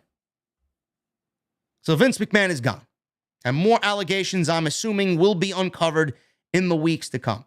The upcoming HBO sports story on Vince McMahon is said to be damning, with another Wall Street Journal article looming. PW Insider reported that there is more mainstream articles that are coming that have not been made public yet, and there have been attempts made to reach out to even some of the former WWE talents during all of this time period where McMahon it basically was giving out hush money, and all these allegations, they will be brought to light in this HBO sports documentary on Vince McMahon. Wrestling Observer Live, Brian Alvarez, said that he heard rumors about another Wall Street Journal story that could be published as soon as the next couple of weeks, and the HBO sports story is not going to be a good look for Vince. Alvarez says, I will say that there are rumors that the HBO Real Sports story on Vince is, one person used the word damning, and there may be another Wall Street Journal article coming out very soon. They may have gotten ahead of things with this resignation on Friday. WWE is moving forward with Triple H creatively, Nick Khan and Stephanie McMahon as co-CEOs, but it's clear that the story of Vince McMahon is not going away anytime soon, and a lot of people are under the belief that it will continue to get worse. WWE is not being sold either. For everybody that thinks the WWE is going to be sold now that Vince McMahon has retired, WWE, per a new report from CNBC, the company isn't currently in sale talks, according to a source familiar with the matter. Now, the stock was up about 9% with the announcement of Vince McMahon retiring, and it remained up And then it went back down. I think it fell 6 points after the weekend, after the Vince McMahon retirement. It went up 8%, right? I think it was at like $72, $73 per share. Then it went down to like, I think $67, $68 per share. Why did it go up? A lot of people were asking, well, why did the stock go up? Is everybody really in agreement here and trusting the new administration now that Vince McMahon's gone? No. It has nothing to do with Stephanie taking over, Nick Khan taking over, and Triple H running creative. The reason why the stock was up is because a lot of the shareholders and a lot of people on Wall Street thought that with Vince McMahon retiring, that Vince McMahon was more likely to sell the company now, and people were buying into that aspect. That was never going to be the case anyway with Vince McMahon. So the stock went up because people thought on Wall Street that Vince now out, that the company was going to be sold imminently with Vince being out as chairman of the board. On July 25th, WWE announced that Triple H had taken over creative. After the news of Vince's retirement and Triple H taking over, the stock price rose to its highest total in 2019. Vince McMahon has also, by the way, been removed from the board of directors and more on the WWE corporate website. So that's that. If anybody wondered, or if you guys have stock in the company, WWE stock went up because they thought the company was going to be sold with Vince McMahon retiring and stepping down as chairman of the board. Let's go to AEW news, man. We'll hit AEW. We'll do Friday Night SmackDown, Monday Night Raw. I got news coming out of AEW as it pertains to Ring of Honor, Death Before Dishonor. We got pay-per-view buys, folks. Pay-per-view buys. Apparently, it looks to have done about 36,000 plus buys, digital and on pay-per-view. About 2,700 digital and almost 9,100 from traditional pay-per-view television. The first show, Supercard of Honor, did 15,500 digital and 3,700 traditional pay-per-view. So the numbers were nearly doubled from Supercard of Honor to Death Before Dishonor. That is tremendous. Absolutely tremendous. So I don't know what Tony Khan has planned for Ring of Honor. I know he's working on a TV rights deal. He wants to get a TV rights deal for Ring of Honor. He's already come out and outwardly said it, that Ring of Honor is not going to be a developmental for AEW. It would be no sense for him to do that. He finds that Dark and Dark Elevation are more like, NXT Level Up, or they're like a performance center vibe to them. It's more of a, showcase, a training ground or a breeding ground for AEW. Ring of Honor is not going to be that. He's not paying all this money to purchase Ring of Honor to have it be a developmental show for AEW. So he wants it to be a legit brand on its own. He wouldn't have purchased it otherwise. Now, he did purchase the brand because he knew if he didn't, Vince McMahon was going to buy Ring of Honor and WWE was going to buy Ring of Honor, close it down, and fucking kill it and use the tape library whenever they seen fit. But Tony Khan does not want to use Ring of Honor as a developmental territory. He wants it to have its own dedicated roster. He wants it to have its own dedicated pay-per-view and TV show. However long the show is, I don't know. But he has not announced anything in regards to that, but he continues to say he's working towards that, and he feels like something will be done. The next big Ring of Honor show, we don't know. We don't know when that's going to be. It may be piggybacking off of Full Gear, I believe, around November. We could see something around October maybe for a Ring of Honor show. We got this one happening in July. We had that one happening in April around WrestleMania. I thought that they were going to piggyback off of all of the major WWE shows. SummerSlam, Survivor Series. We don't know when the next Ring of Honor show is going to be. But I think Tony Khan has developed a good standing with the fans for these Ring of Honor shows that people will be willing to pay to see them. I know I have, and I know many people that I know have. And we've been very, very pleased. He should be very happy with what he's done. So we will see what happens with Ring of Honor. But Death Before Dishonor doubled Supercard of Honor, and Tony Khan has to be very happy about that. And Warner Media has to be very happy about that. The real reason why Jonathan Gresham asked for his release from his AEW Ring of Honor contract has now been revealed. This is according to Fightful Select. They shed more light on this situation. Per the report, Gresham met with Tony Khan and others on Saturday at 4 p.m. ahead of Death Before Dishonor's main show starting at 8 p.m. Gresham was reportedly heated and unhappy about his direction and booking of his character. It was noted that while it was agreed upon that the context of the meeting would remain private, much of the locker room and staff could physically hear the conversation. Gresham's frustration reportedly appears to be in the direction of creative, with the talent supposedly told that he wasn't able to meet with Tony Khan until hours before the Ring of Honor pay-per-view. The report stated that the general preferred process for the talent relations in AEW is for talent to speak with an AEW coach who would be in contact with Tony Khan. Conversations about booking have to be relayed to Tony himself. Gresham had reportedly spoken with QT Marshall and Sanjay Dutt a number of times in the week leading up to Death Before Dishonor. Per the report, it was noted that the AEW side believed Gresham came into the meeting with his mind already made up. Gresham reportedly had a vision for his creative direction, which was different from what Tony Khan and Ring of Honor tentatively had planned. Gresham reportedly wasn't in favor of turning heel, even if Ring of Honor had a bigger picture for what was planned with him. It was also noted that the finish of the Ring of Honor World Championship match had been at least hinted to Gresham. However, there was no word on whether Gresham knew he'd be losing the title before the day of Death Before Dishonor.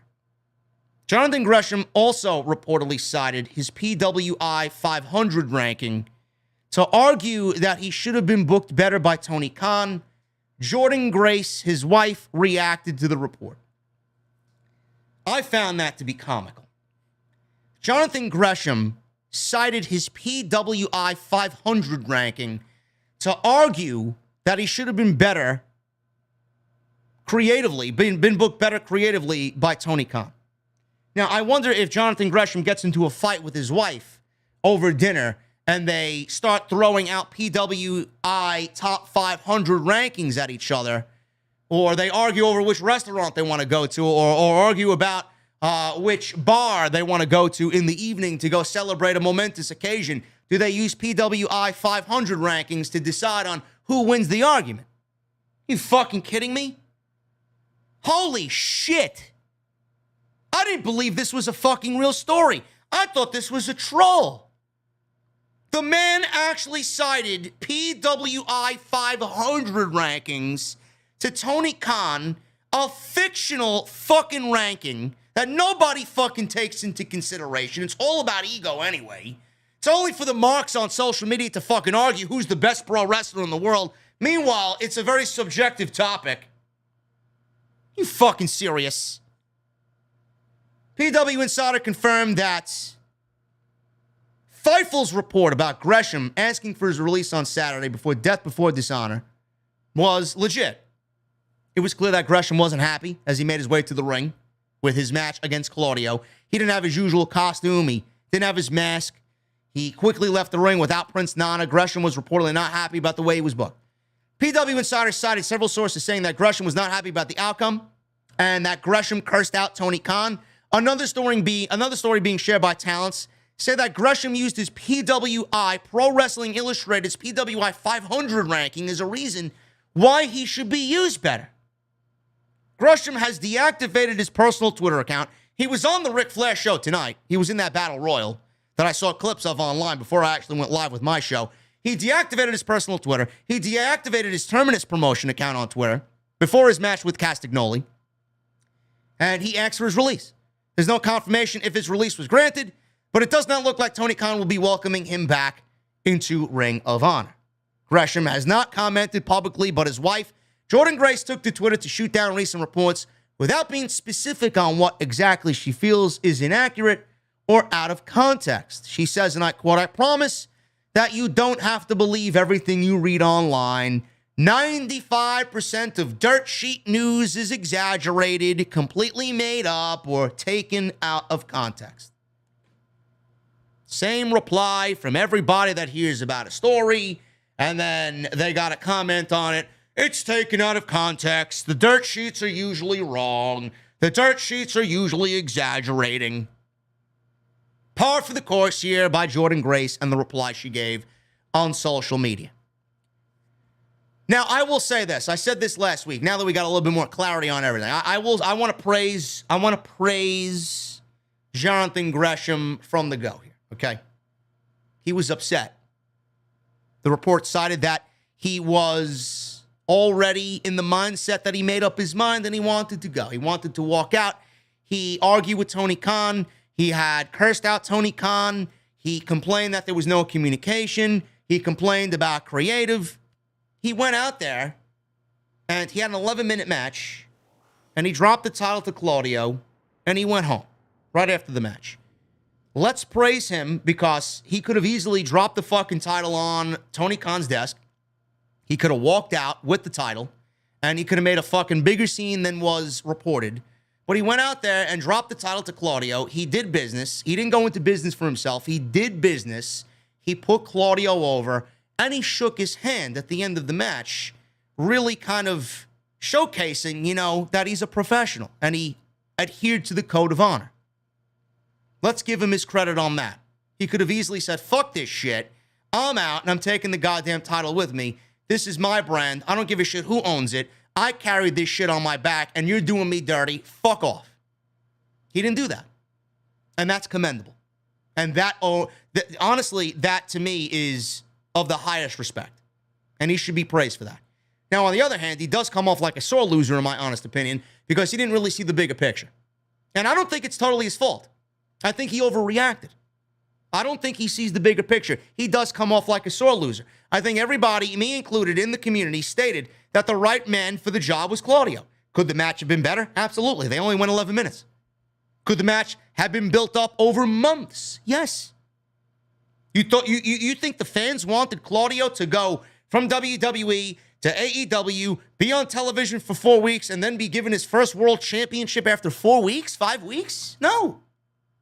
That's a story that should have been told over 5 or 6 months. And we got it paid off immediately.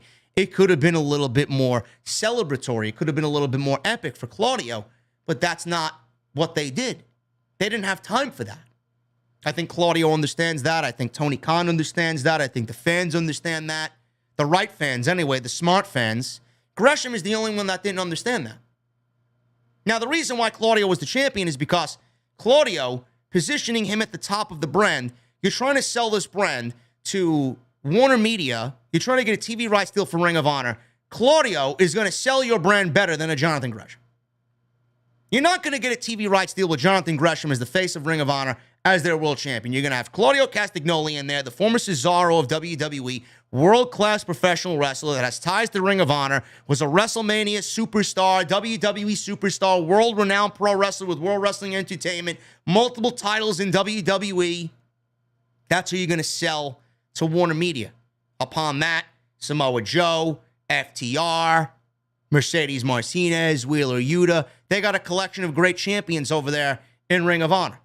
Jonathan Gresham didn't understand that. Jonathan Gresham thought he was bigger than he really was. Jonathan Gresham was throwing around his PWI 500 ranking as far as what Tony Khan should do or not do with him creatively. What the fuck are you doing, bro? It's not a fucking video game, man. This is real life. This is real life. You are contracted to Ring of Honor. You are their world champion. What do you expect from a brand that was purchased by Tony Khan to revive the brand? You don't have a television show. You do what you're asked to do when Ring of Honor is asked to go out there and perform. Tony Khan has struggling times. He has a tough enough time giving people TV time on AEW Dynamite. You want him to give you TV time? Give me a break. Wheeler Yuta, he's the pure champion. He's also in the Blackpool Combat Club. Fine. He's working both shows. Ring of Honor was going to be a brand Wheeler Yuta was going to be a part of anyway. It's just by coincidence he's a part of the Blackpool Combat Club. Samoa Joe, we haven't seen him on AEW television. How many times? Once, twice, 3 times? He hasn't been there every week. He's been out selling Death Before Dishonor. He's their TV champion. He's going to be affiliated with the Ring of Honor brand. Do you see Samoa Joe complaining about creative? Joe knows his stance. Joe knows where his creative is going to be. You were right in the same camp as Samoa Joe. One complained, one didn't. Why? He didn't grab the bigger picture. He should have remained vigilant and he should have remained patient. Now, was there creative issues? That's on him and Tony Khan. Should he have been told what was going on? Absolutely. There seems to be a miscommunication here. Tony Khan is not talent relations. Tony Khan's the boss. Tony Khan is the end-all, be-all. He's the final decision. But you're expecting Tony Khan to be everywhere and present at every given moment. Yes, it's not Tony Khan's fault. And yes, he's the boss. And it's not his problem because he's not talent relations. But on Tony Khan's behalf, he needs to put people in place that are going to relay information to him in a timely manner. And when it's this severe, it needs to get to his desk ASAP. Now, I don't know if this falls on the lap of Christopher Daniels. Christopher Daniels is the talent relations guy. I don't know. But it needs to be a situation where Tony Khan has people in place that knows what the fuck they're doing. Oh, yeah, go talk to Sanjay Dutt. Oh, yeah, go talk to QT Marshall. Oh, yeah, go talk to Christopher Daniels. Clearly, somebody's not doing their fucking job correctly. It sounds like a shit show. So Tony Khan needs to put people in place. If you want talent relations and the talent relations department to be somewhere where the talent feels at ease, you're going to need to put people in there that are going to get that information to you in a timely manner. Because otherwise, you're going to have shit like this become a problem, and Gresham is not going to be the only one that's going to have a fucking problem with the way that they're being handled and their voice not being heard. So yes, it's not Tony Khan's fault. It's not Gresham's fault. They have both gripes, obvious gripes. You could see either side here and the problems that are visible. They're both wrong. They're not wrong and they're not right. They're both wrong. But Jonathan Gresham, to me, sounds like a fucking sore loser. If he had a problem with communication, all he needed to do was find somebody that was going to listen to him and get the fucking point across to Tony Khan. Tony Khan needed to tell Gresham, yeah, this is what we're going to do. You know, the show was already built in 3 weeks. I don't know what the fuck Jonathan Gresham expected in 3 weeks. The show was put together in 3 weeks. You either roll with it or you don't. You don't want to be here? There's the door. You clearly made your choice. You don't want to be there. You don't want to be there. I don't know what's going on. I don't know if Tony Khan's going to welcome him back. Tony Khan is right. Tony Khan is wrong. Jonathan Gresham's right. Jonathan Gresham's wrong. Sounds like a sore loser. In between all that, right and wrong, Gresham does sound like a sore loser. Gresham sounds like he doesn't grab the bigger picture.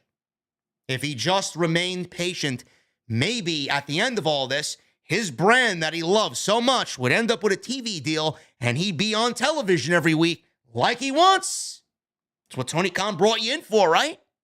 You were the world champion. You were holding a dead title. The fuck do you expect from Tony Khan trying to revitalize the brand that you lead and you're holding a dead championship? If Tony Khan didn't buy this, that championship would be in Vince's hands and in Vince's possession, and you'd be working for Impact. If you don't want to be here, there's the door. Work with your wife in Impact and wrestle in front of fucking 10 people. Fuck do I care? Tony Khan needs to do a better job at talent relations and get someone in there that's going to fucking treat the talent the way they need to be treated and hear the talent when they got a problem like Gresham had here right before Death Before Dishonor. CM Punk. Injury update on CM Punk. He was at the San Diego Comic-Con with a number of AEW talents with him, and it was a multiple-day event, and there was a note coming from this San Diego Comic-Con. He was a part of an AEW panel. Punk noted that his foot is still healing after being shattered and undergoing surgery. He noted that there is currently no timetable for his return and that he's learning to walk after surgery. It was also noted that Punk was wearing a boot during all of the San Diego Comic-Con events. He was moving and people saw him numerous times icing his foot backstage on multiple occasions.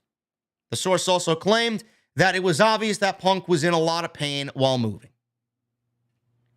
You know, I don't want to speak for CM Punk or Phil Brooks. I don't want to speak for him, but I think Punk would be the type of person that realized that everybody is descending upon San Diego, and people are going to be very eagle-eyed when it comes to him making his first public appearance since getting surgery. I don't want to say that Punk is not hurt, because he very well could be. But I also see it on the other side of things. I see CM Punk being the type of guy to go out there and play with everybody and make it seem like he is hurt, but the recovery is going very good. That's exactly what CM Punk did, is exactly what somebody with a broken foot would do. Hobble around and ice it every time there wasn't a panel, or every moment he had his free moments for himself, ice his foot. CM Punk wants to keep up the illusion that, yeah, I don't know when I'm coming back. I'm dying over here. My foot is not healing the way that it is.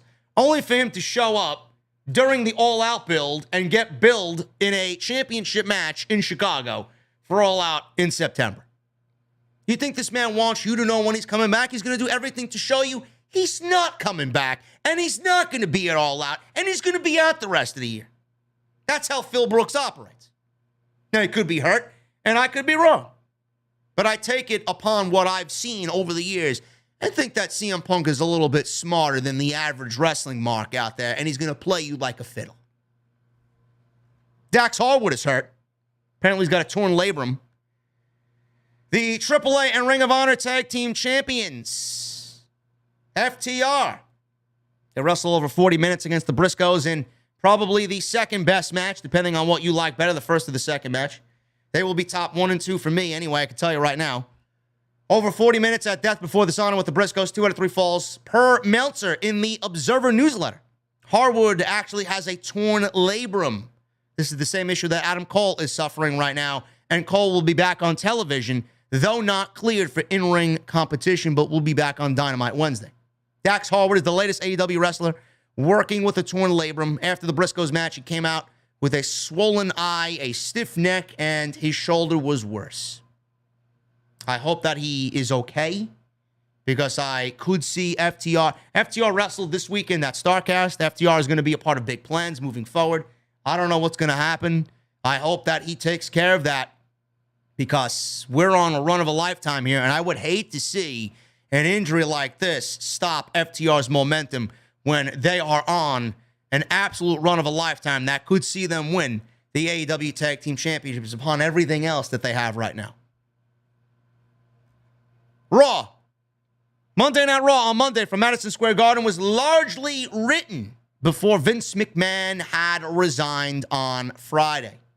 If you guys want to change, I'm here to tell you that change is not going to be happening the way you expect it. Vince McMahon announced his retirement on Friday. WWE rolled into Madison Square Garden on Monday.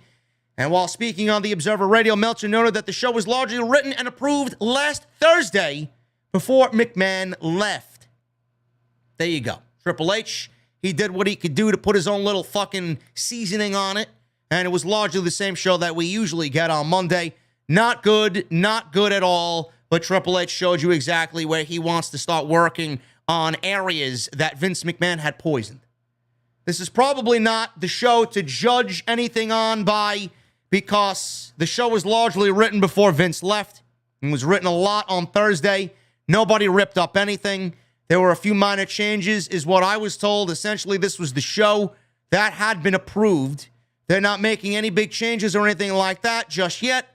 And of course, SummerSlam, they're thinking SummerSlam and beyond. The interest in this show was gigantic. They sold out MSG. I think everybody kind of understands that now, that we're not going to get changed, and that the show was written pretty much by Vince and Vince's team. Triple H took over and inherited all of Vince's problems. And that was Monday, that was Friday, and that was SummerSlam. Monday, we'll start to see a little bit more of that change in effect on Raw from Houston.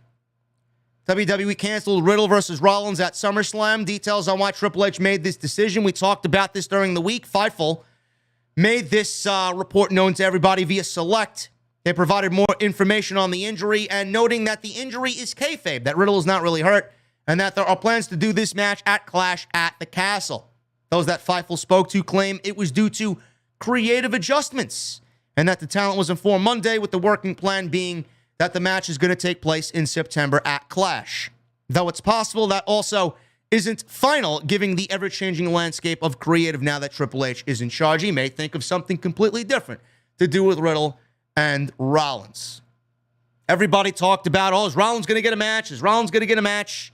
Everybody talked about Johnny Gargano to Bray Wyatt to Solo Sikoa to Edge to Carmelo Hayes as Rollins' opponent. But to be fair, Triple H pulled this match. this match was canceled. They never announced that Rollins was going to have a wrestling match. It was only speculation from me and everybody else, making it more than it was, which is great for discussion. We love it. This is what we live for. This is what we do. But nobody in WWE even confirmed or hinted that with this match canceled, Rollins was going to have a replacement. They never announced anything. We ran with it and created something that just wasn't there. So to be fair to WWE and Triple H, they pulled it and never announced anything. We made it seem more than it really was. But I don't fault Triple H for this. He wants more creativity with Rollins and Riddle. He wants more of a build. Good. Change. This would not be something that we see 2 weeks ago with Vince McMahon and Bruce Prichard. Triple H sees an opportunity to tell a greater story. He's going to do it. He pulled this match, one of the biggest matches on the show, the match I was most interested in all night. He pulled the match from the show because of long-term booking. I can't fault him for that. If he thinks he could tell a greater story, go ahead. Sacrifices need to be made, and I'm here for it. Cody Rhodes. He's going to be back eventually. I do hope that we get Cody Rhodes and Roman Reigns at WrestleMania, and Cody wins the title from Roman. I'm predicting that Drew McIntyre beats Roman Reigns at Clash at the Castle. I could be wrong on that. Some people don't think that's the right move, claiming that Drew McIntyre is not over. I could see that. Listen, I hope it's Cody at WrestleMania. I hope we don't get Dwayne at WrestleMania. I think Cody and Roman is the main event that you're selling. Cody reveals he was fined by WWE for saying belt on the air. So, he was a part of the San Diego Comic-Con, was Cody Rhodes. AEW and WWE was a part of the San Diego Comic-Con. Cody was a part of the Mattel panel, which Cody explained about the key words, the banned words in WWE under the Vince McMahon administration. During this panel, a Mattel panelist said title belts before quickly correcting himself to say championship titles because of course, the word belts is banned in WWE. Cody then told the panelist he should say whatever he felt like saying. Buddy, you can say belts. If they fine me $1,000 every time I say belts, I'm fine with it. Belts. It can be a title belt. Sure, it's a championship. But it also physically goes around your waist. It's a belt. So those great belts, those are great belts in the new Mattel figures.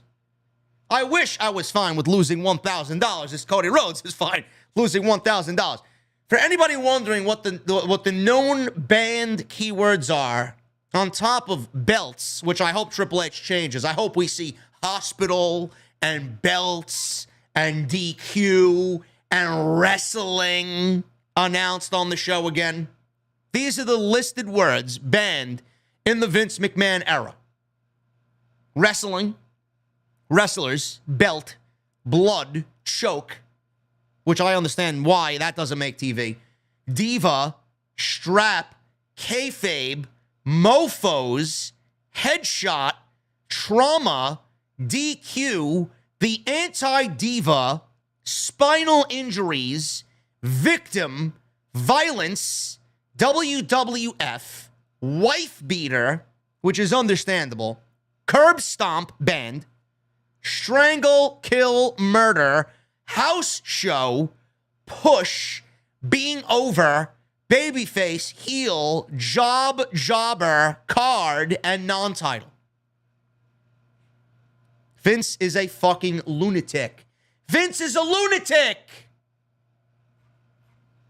Jesus Christ, man. I hope Triple H wipes all that shit away on top of championship contenders matches and rematches. I hope he wipes it all away. I do. Guys, that's all I got for you. As far as the news is concerned, we are less than 100 away for 1,000 likes. Can you guys hit that thumbs up if you're in the chat? 100 away for 1,500 likes, man. 100 away, 1,500 likes. Let's do it. Minimum right here on OTS. We got 7 new members tonight. Thank you guys very much for hitting that join button and becoming a VIP right here on Off the Script. Today, sponsored by Audible, audibletrial.com/script. 30 days of their service free and 1 free audiobook of your choice. Make sure you guys hit up Audible, man, and get that Jon Moxley book now available. Instead of paying $21.99 or whatever the price may be for that, you guys get it for free on Audible right here, courtesy of the podcast. And also follow me on social media, guys, at JD from NY206. That's Twitter, Instagram, TikTok, and Cameo. I appreciate you guys very much. Go check out all the other videos that you might have missed on the channel. Everything you need is on the homepage right now. $5 super chat by The Klooch. Love your pre-stream music, JD. It always gets me pumped up. Klooch, I appreciate you, bro. You mean to tell me you're not one of the fucking degenerates out there that thinks I'm a Dr. Disrespect ripoff? It's good to know, bro. Do you have a playlist on Spotify or YouTube I could check out? I do not. I may have to do that in the future, bro. I may have to do that. I know you guys love the theme music, and I may have to get a Spotify playlist together one of these days. Larry Kemp with a 2-month membership. Thank you, Larry Kemp. Marcus Bryant. Ali. Moretz. Thank you for your memberships. Moretz with a 3-month recommitment. Thank you, guys. Thank you very much. King Mo Jackson with a $1.99 super chat. Love the channel. It gets better and better. 2 thumbs up. Thanks. Cool face emoji. I appreciate you, King Mo Jackson. Thank you so much, man. I'm trying, bro. The fact that we drew 2,800 people live on a night where Ric Flair retired for his last match, for now, is tremendous. Thank you guys very much. Daniel Foy with a new membership. Thank you, Daniel. What are you drinking tonight, brother? Phil with a $9.99 super chat. The Raw Women's division is stacked, but I want to see what they have in store for SmackDown. That division compared to Raw is weak. I'd merge the divisions. In Triple H, we trust there will be change. Listen, man, in a perfect world, I would eliminate one title. I would make one title only. I'd unify the titles at Survivor Series, and I'd make one championship, and I'd have an entire division between Raw and SmackDown be as one. I'd do that for the women, and I'd do that for the tag team titles. I'd leave the U.S. title on Raw, Intercontinental title on SmackDown. You want to flip them in the draft? Fine. We need Roman to drop one of the titles, and the WWE Championship needs to be on Monday Night Raw. That way we can operate with somewhat of a brand split and somewhat of a WWE without a brand split. I've been saying this for years, man. I've been saying this since 2016. Nobody wants to listen to me. And burn the 24/7 title. Fucking burn it and let me fucking laugh as the fiery ash just illuminates the night sky. I love it. Thank you, Phil. And yes, if there is no merging of the divisions, he does need to fix SmackDown because right now it's looking a little rough. John in Texas with a 6-month membership. Great to be back as a member. Keep up the great work, JD, as always. OTS for life. John in Texas, thank you so much, brother. Thank you very much for your support. John, I appreciate you, man. Christy Wilson with a $1.99 super chat. The changes for WWE are very subtle. For now, they are. That's exactly what we should be expecting. Subtle changes. We're not going to see big, overwhelming changes right from the word go. This week, he was inherited Raw, which was written by Vince and Bruce, SmackDown, which was written by Vince and Bruce, and SummerSlam, that was booked by Vince and Bruce. Susan D'Ambrosio with a 10-month recommitment to the VIP club.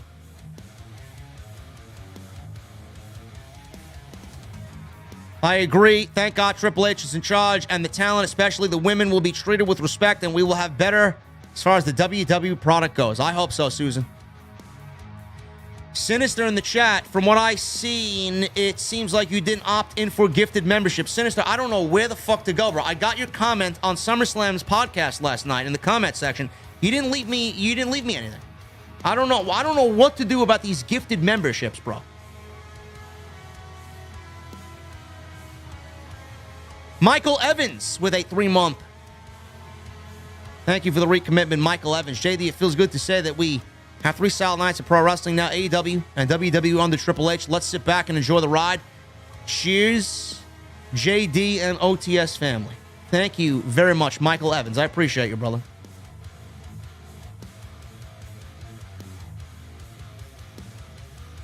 Shorty G. Hiru Shorty G and Hiru become new members. Thank you guys very much. What are you guys drinking tonight? You have to be a non-member to gift.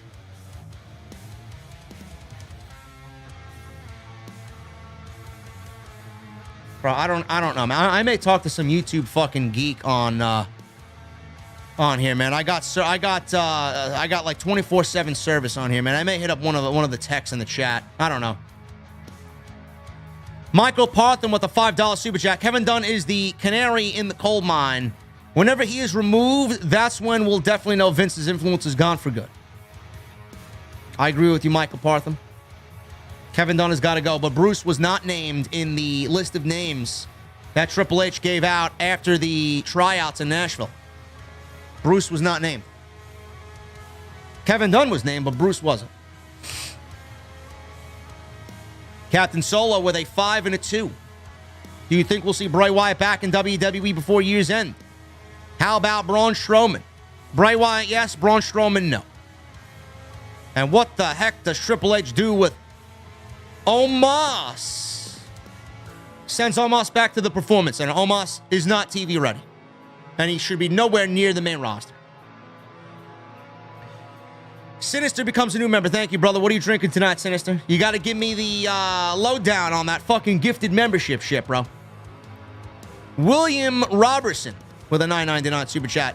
With Triple H being head of creative now, what do you think will happen to Cody Rhodes' possible WWE Championship chase when he comes back? Will plans be dropped or will it be done even bigger? No. It's going to be done even bigger, bro. Cody is going to be the world champion. At WrestleMania, if all things go the way that they should, at WrestleMania. CJ Voorhees with a $2 super chat. Thank you for everything you do, JD. Thank you, CJ. Hiru with a $10 super chat. I pop big for Dakota Kai's music. I'm a big Dakota Kai fan, and I'm over the moon she's back. Bayley has her crew on Raw. Ronda needs one on SmackDown. I present Shayna Baszler and Sonya Deville. I could see it, bro. I like that. I like that a lot. And I'm already getting a sense that Asuka is going to join the battle with Bianca Belair and Becky Lynch against Bayley, IYO, and Dakota Kai, man. I think we're in for a big, big treat. I think we're going to get some Asuka versus IYO matches, man. Oh, my goodness. Rich Gamble with a $4.99 super chat. What up, JD and OTS family? When I see Bayley pop up at SummerSlam followed by IYO and Dakota, I knew change was and is surely coming. Oh, it's coming, brother. It is coming, and it's going to be great. Nikki Ice with a $1.99 super chat. Weef. I don't know what that means, bro. Have a good night, Nikki Ice. Ulysses with a $5 super chat. With Triple H, I like to see Finn Balor, Nakamura, Dominic Dijakovic, Asuka, Mustafa Ali, Ricochet, Shayna Baszler, and especially Tommaso Ciampa at top. Ulysses, you're asking a lot, bro. You're just asking for too much there, bro. Let's wait and be patient. Hooligan with a $10 super chat. I heard that after 18 Bud Lights, them beer goggles had Kid Rock thinking he was making out with Nikita Lyons. Cheers. Members only for life. Bro, whoever Kid Rock was making out with, I think I may have vomited up my fucking lunch earlier in the day. Bradley Robinette with a $1.99 super chat. Triple H watching Rick's last match for talent. LOL. Probably is. I wouldn't be surprised. Some of that talent may have actually been at the fucking tryout that he conducted with Paul Heyman.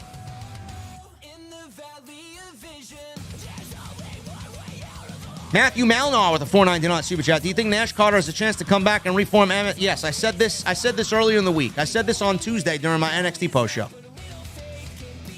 Nash Carter, I absolutely believe, comes back. I don't know what his stance is with Impact. I believe he got back with Trey Miguel, and the Rascals are back together. I think Nash Carter back with Triple H and Wesley would be great. And call them up to the main roster. They don't need to be in NXT anymore. Michael Raymond with a $5 super chat. Ric Flair did it. He, Lethal, Andrade, and Double J changed the game. Again, Karen Angle was there too. I never thought I'd see him bleed like that. Bro, I don't know. Was the match good?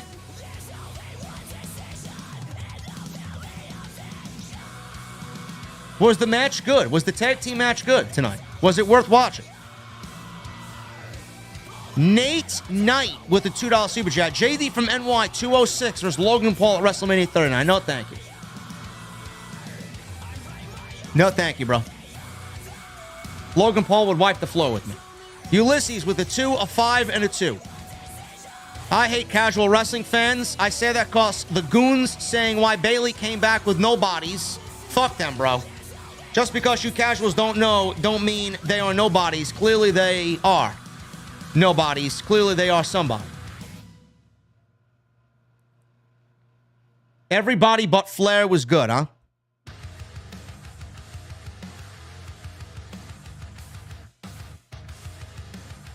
Everybody but Flair was good, huh? I don't know, man. This sounds like a disaster. I'm glad I didn't cover the show. People are like, oh, JD, you're going to cover the show. No. I'd rather do my own thing, bro. And the fact that we still have 2,900 people here on a Sunday night, even with that show on, it shows that a lot of people still care about this and not that. Chris Rutledge with a new membership. Chris, thank you so much, brother. Thank you for becoming a VIP tonight, man. What are you drinking? Flair could barely move. Costa with a $2 super chat. Ring of Honor should be a touring brand, i.e. house shows. Yes or no? No. Weekly television. That's it. Dan from the 90s becomes a member and leaves a $5 super chat. Thank you, Dan. JD, I agree with you on Cody versus Roman at WrestleMania. I would much rather have Cody be the one to dethrone Roman instead of Drew McIntyre. Same here, brother.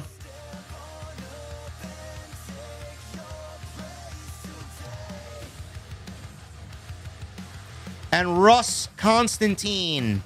Thank you, Russ, with the $2 super chat. We got a birthday in the OTS venue. It's Russ's 30th birthday. Celebrating my 30th birthday today. Thank you, JD. Russ, happy birthday, brother, and everybody in the OTS venue. My VIPs, I want to see a birthday cake emoji from everybody in the venue for Russ and his 30th birthday. Guys, thank you so much for all of your support. We're nearing 3 hours. This is the going distance for the show on Sunday. I appreciate you guys, man. I'll be back live with Monday Night Raw.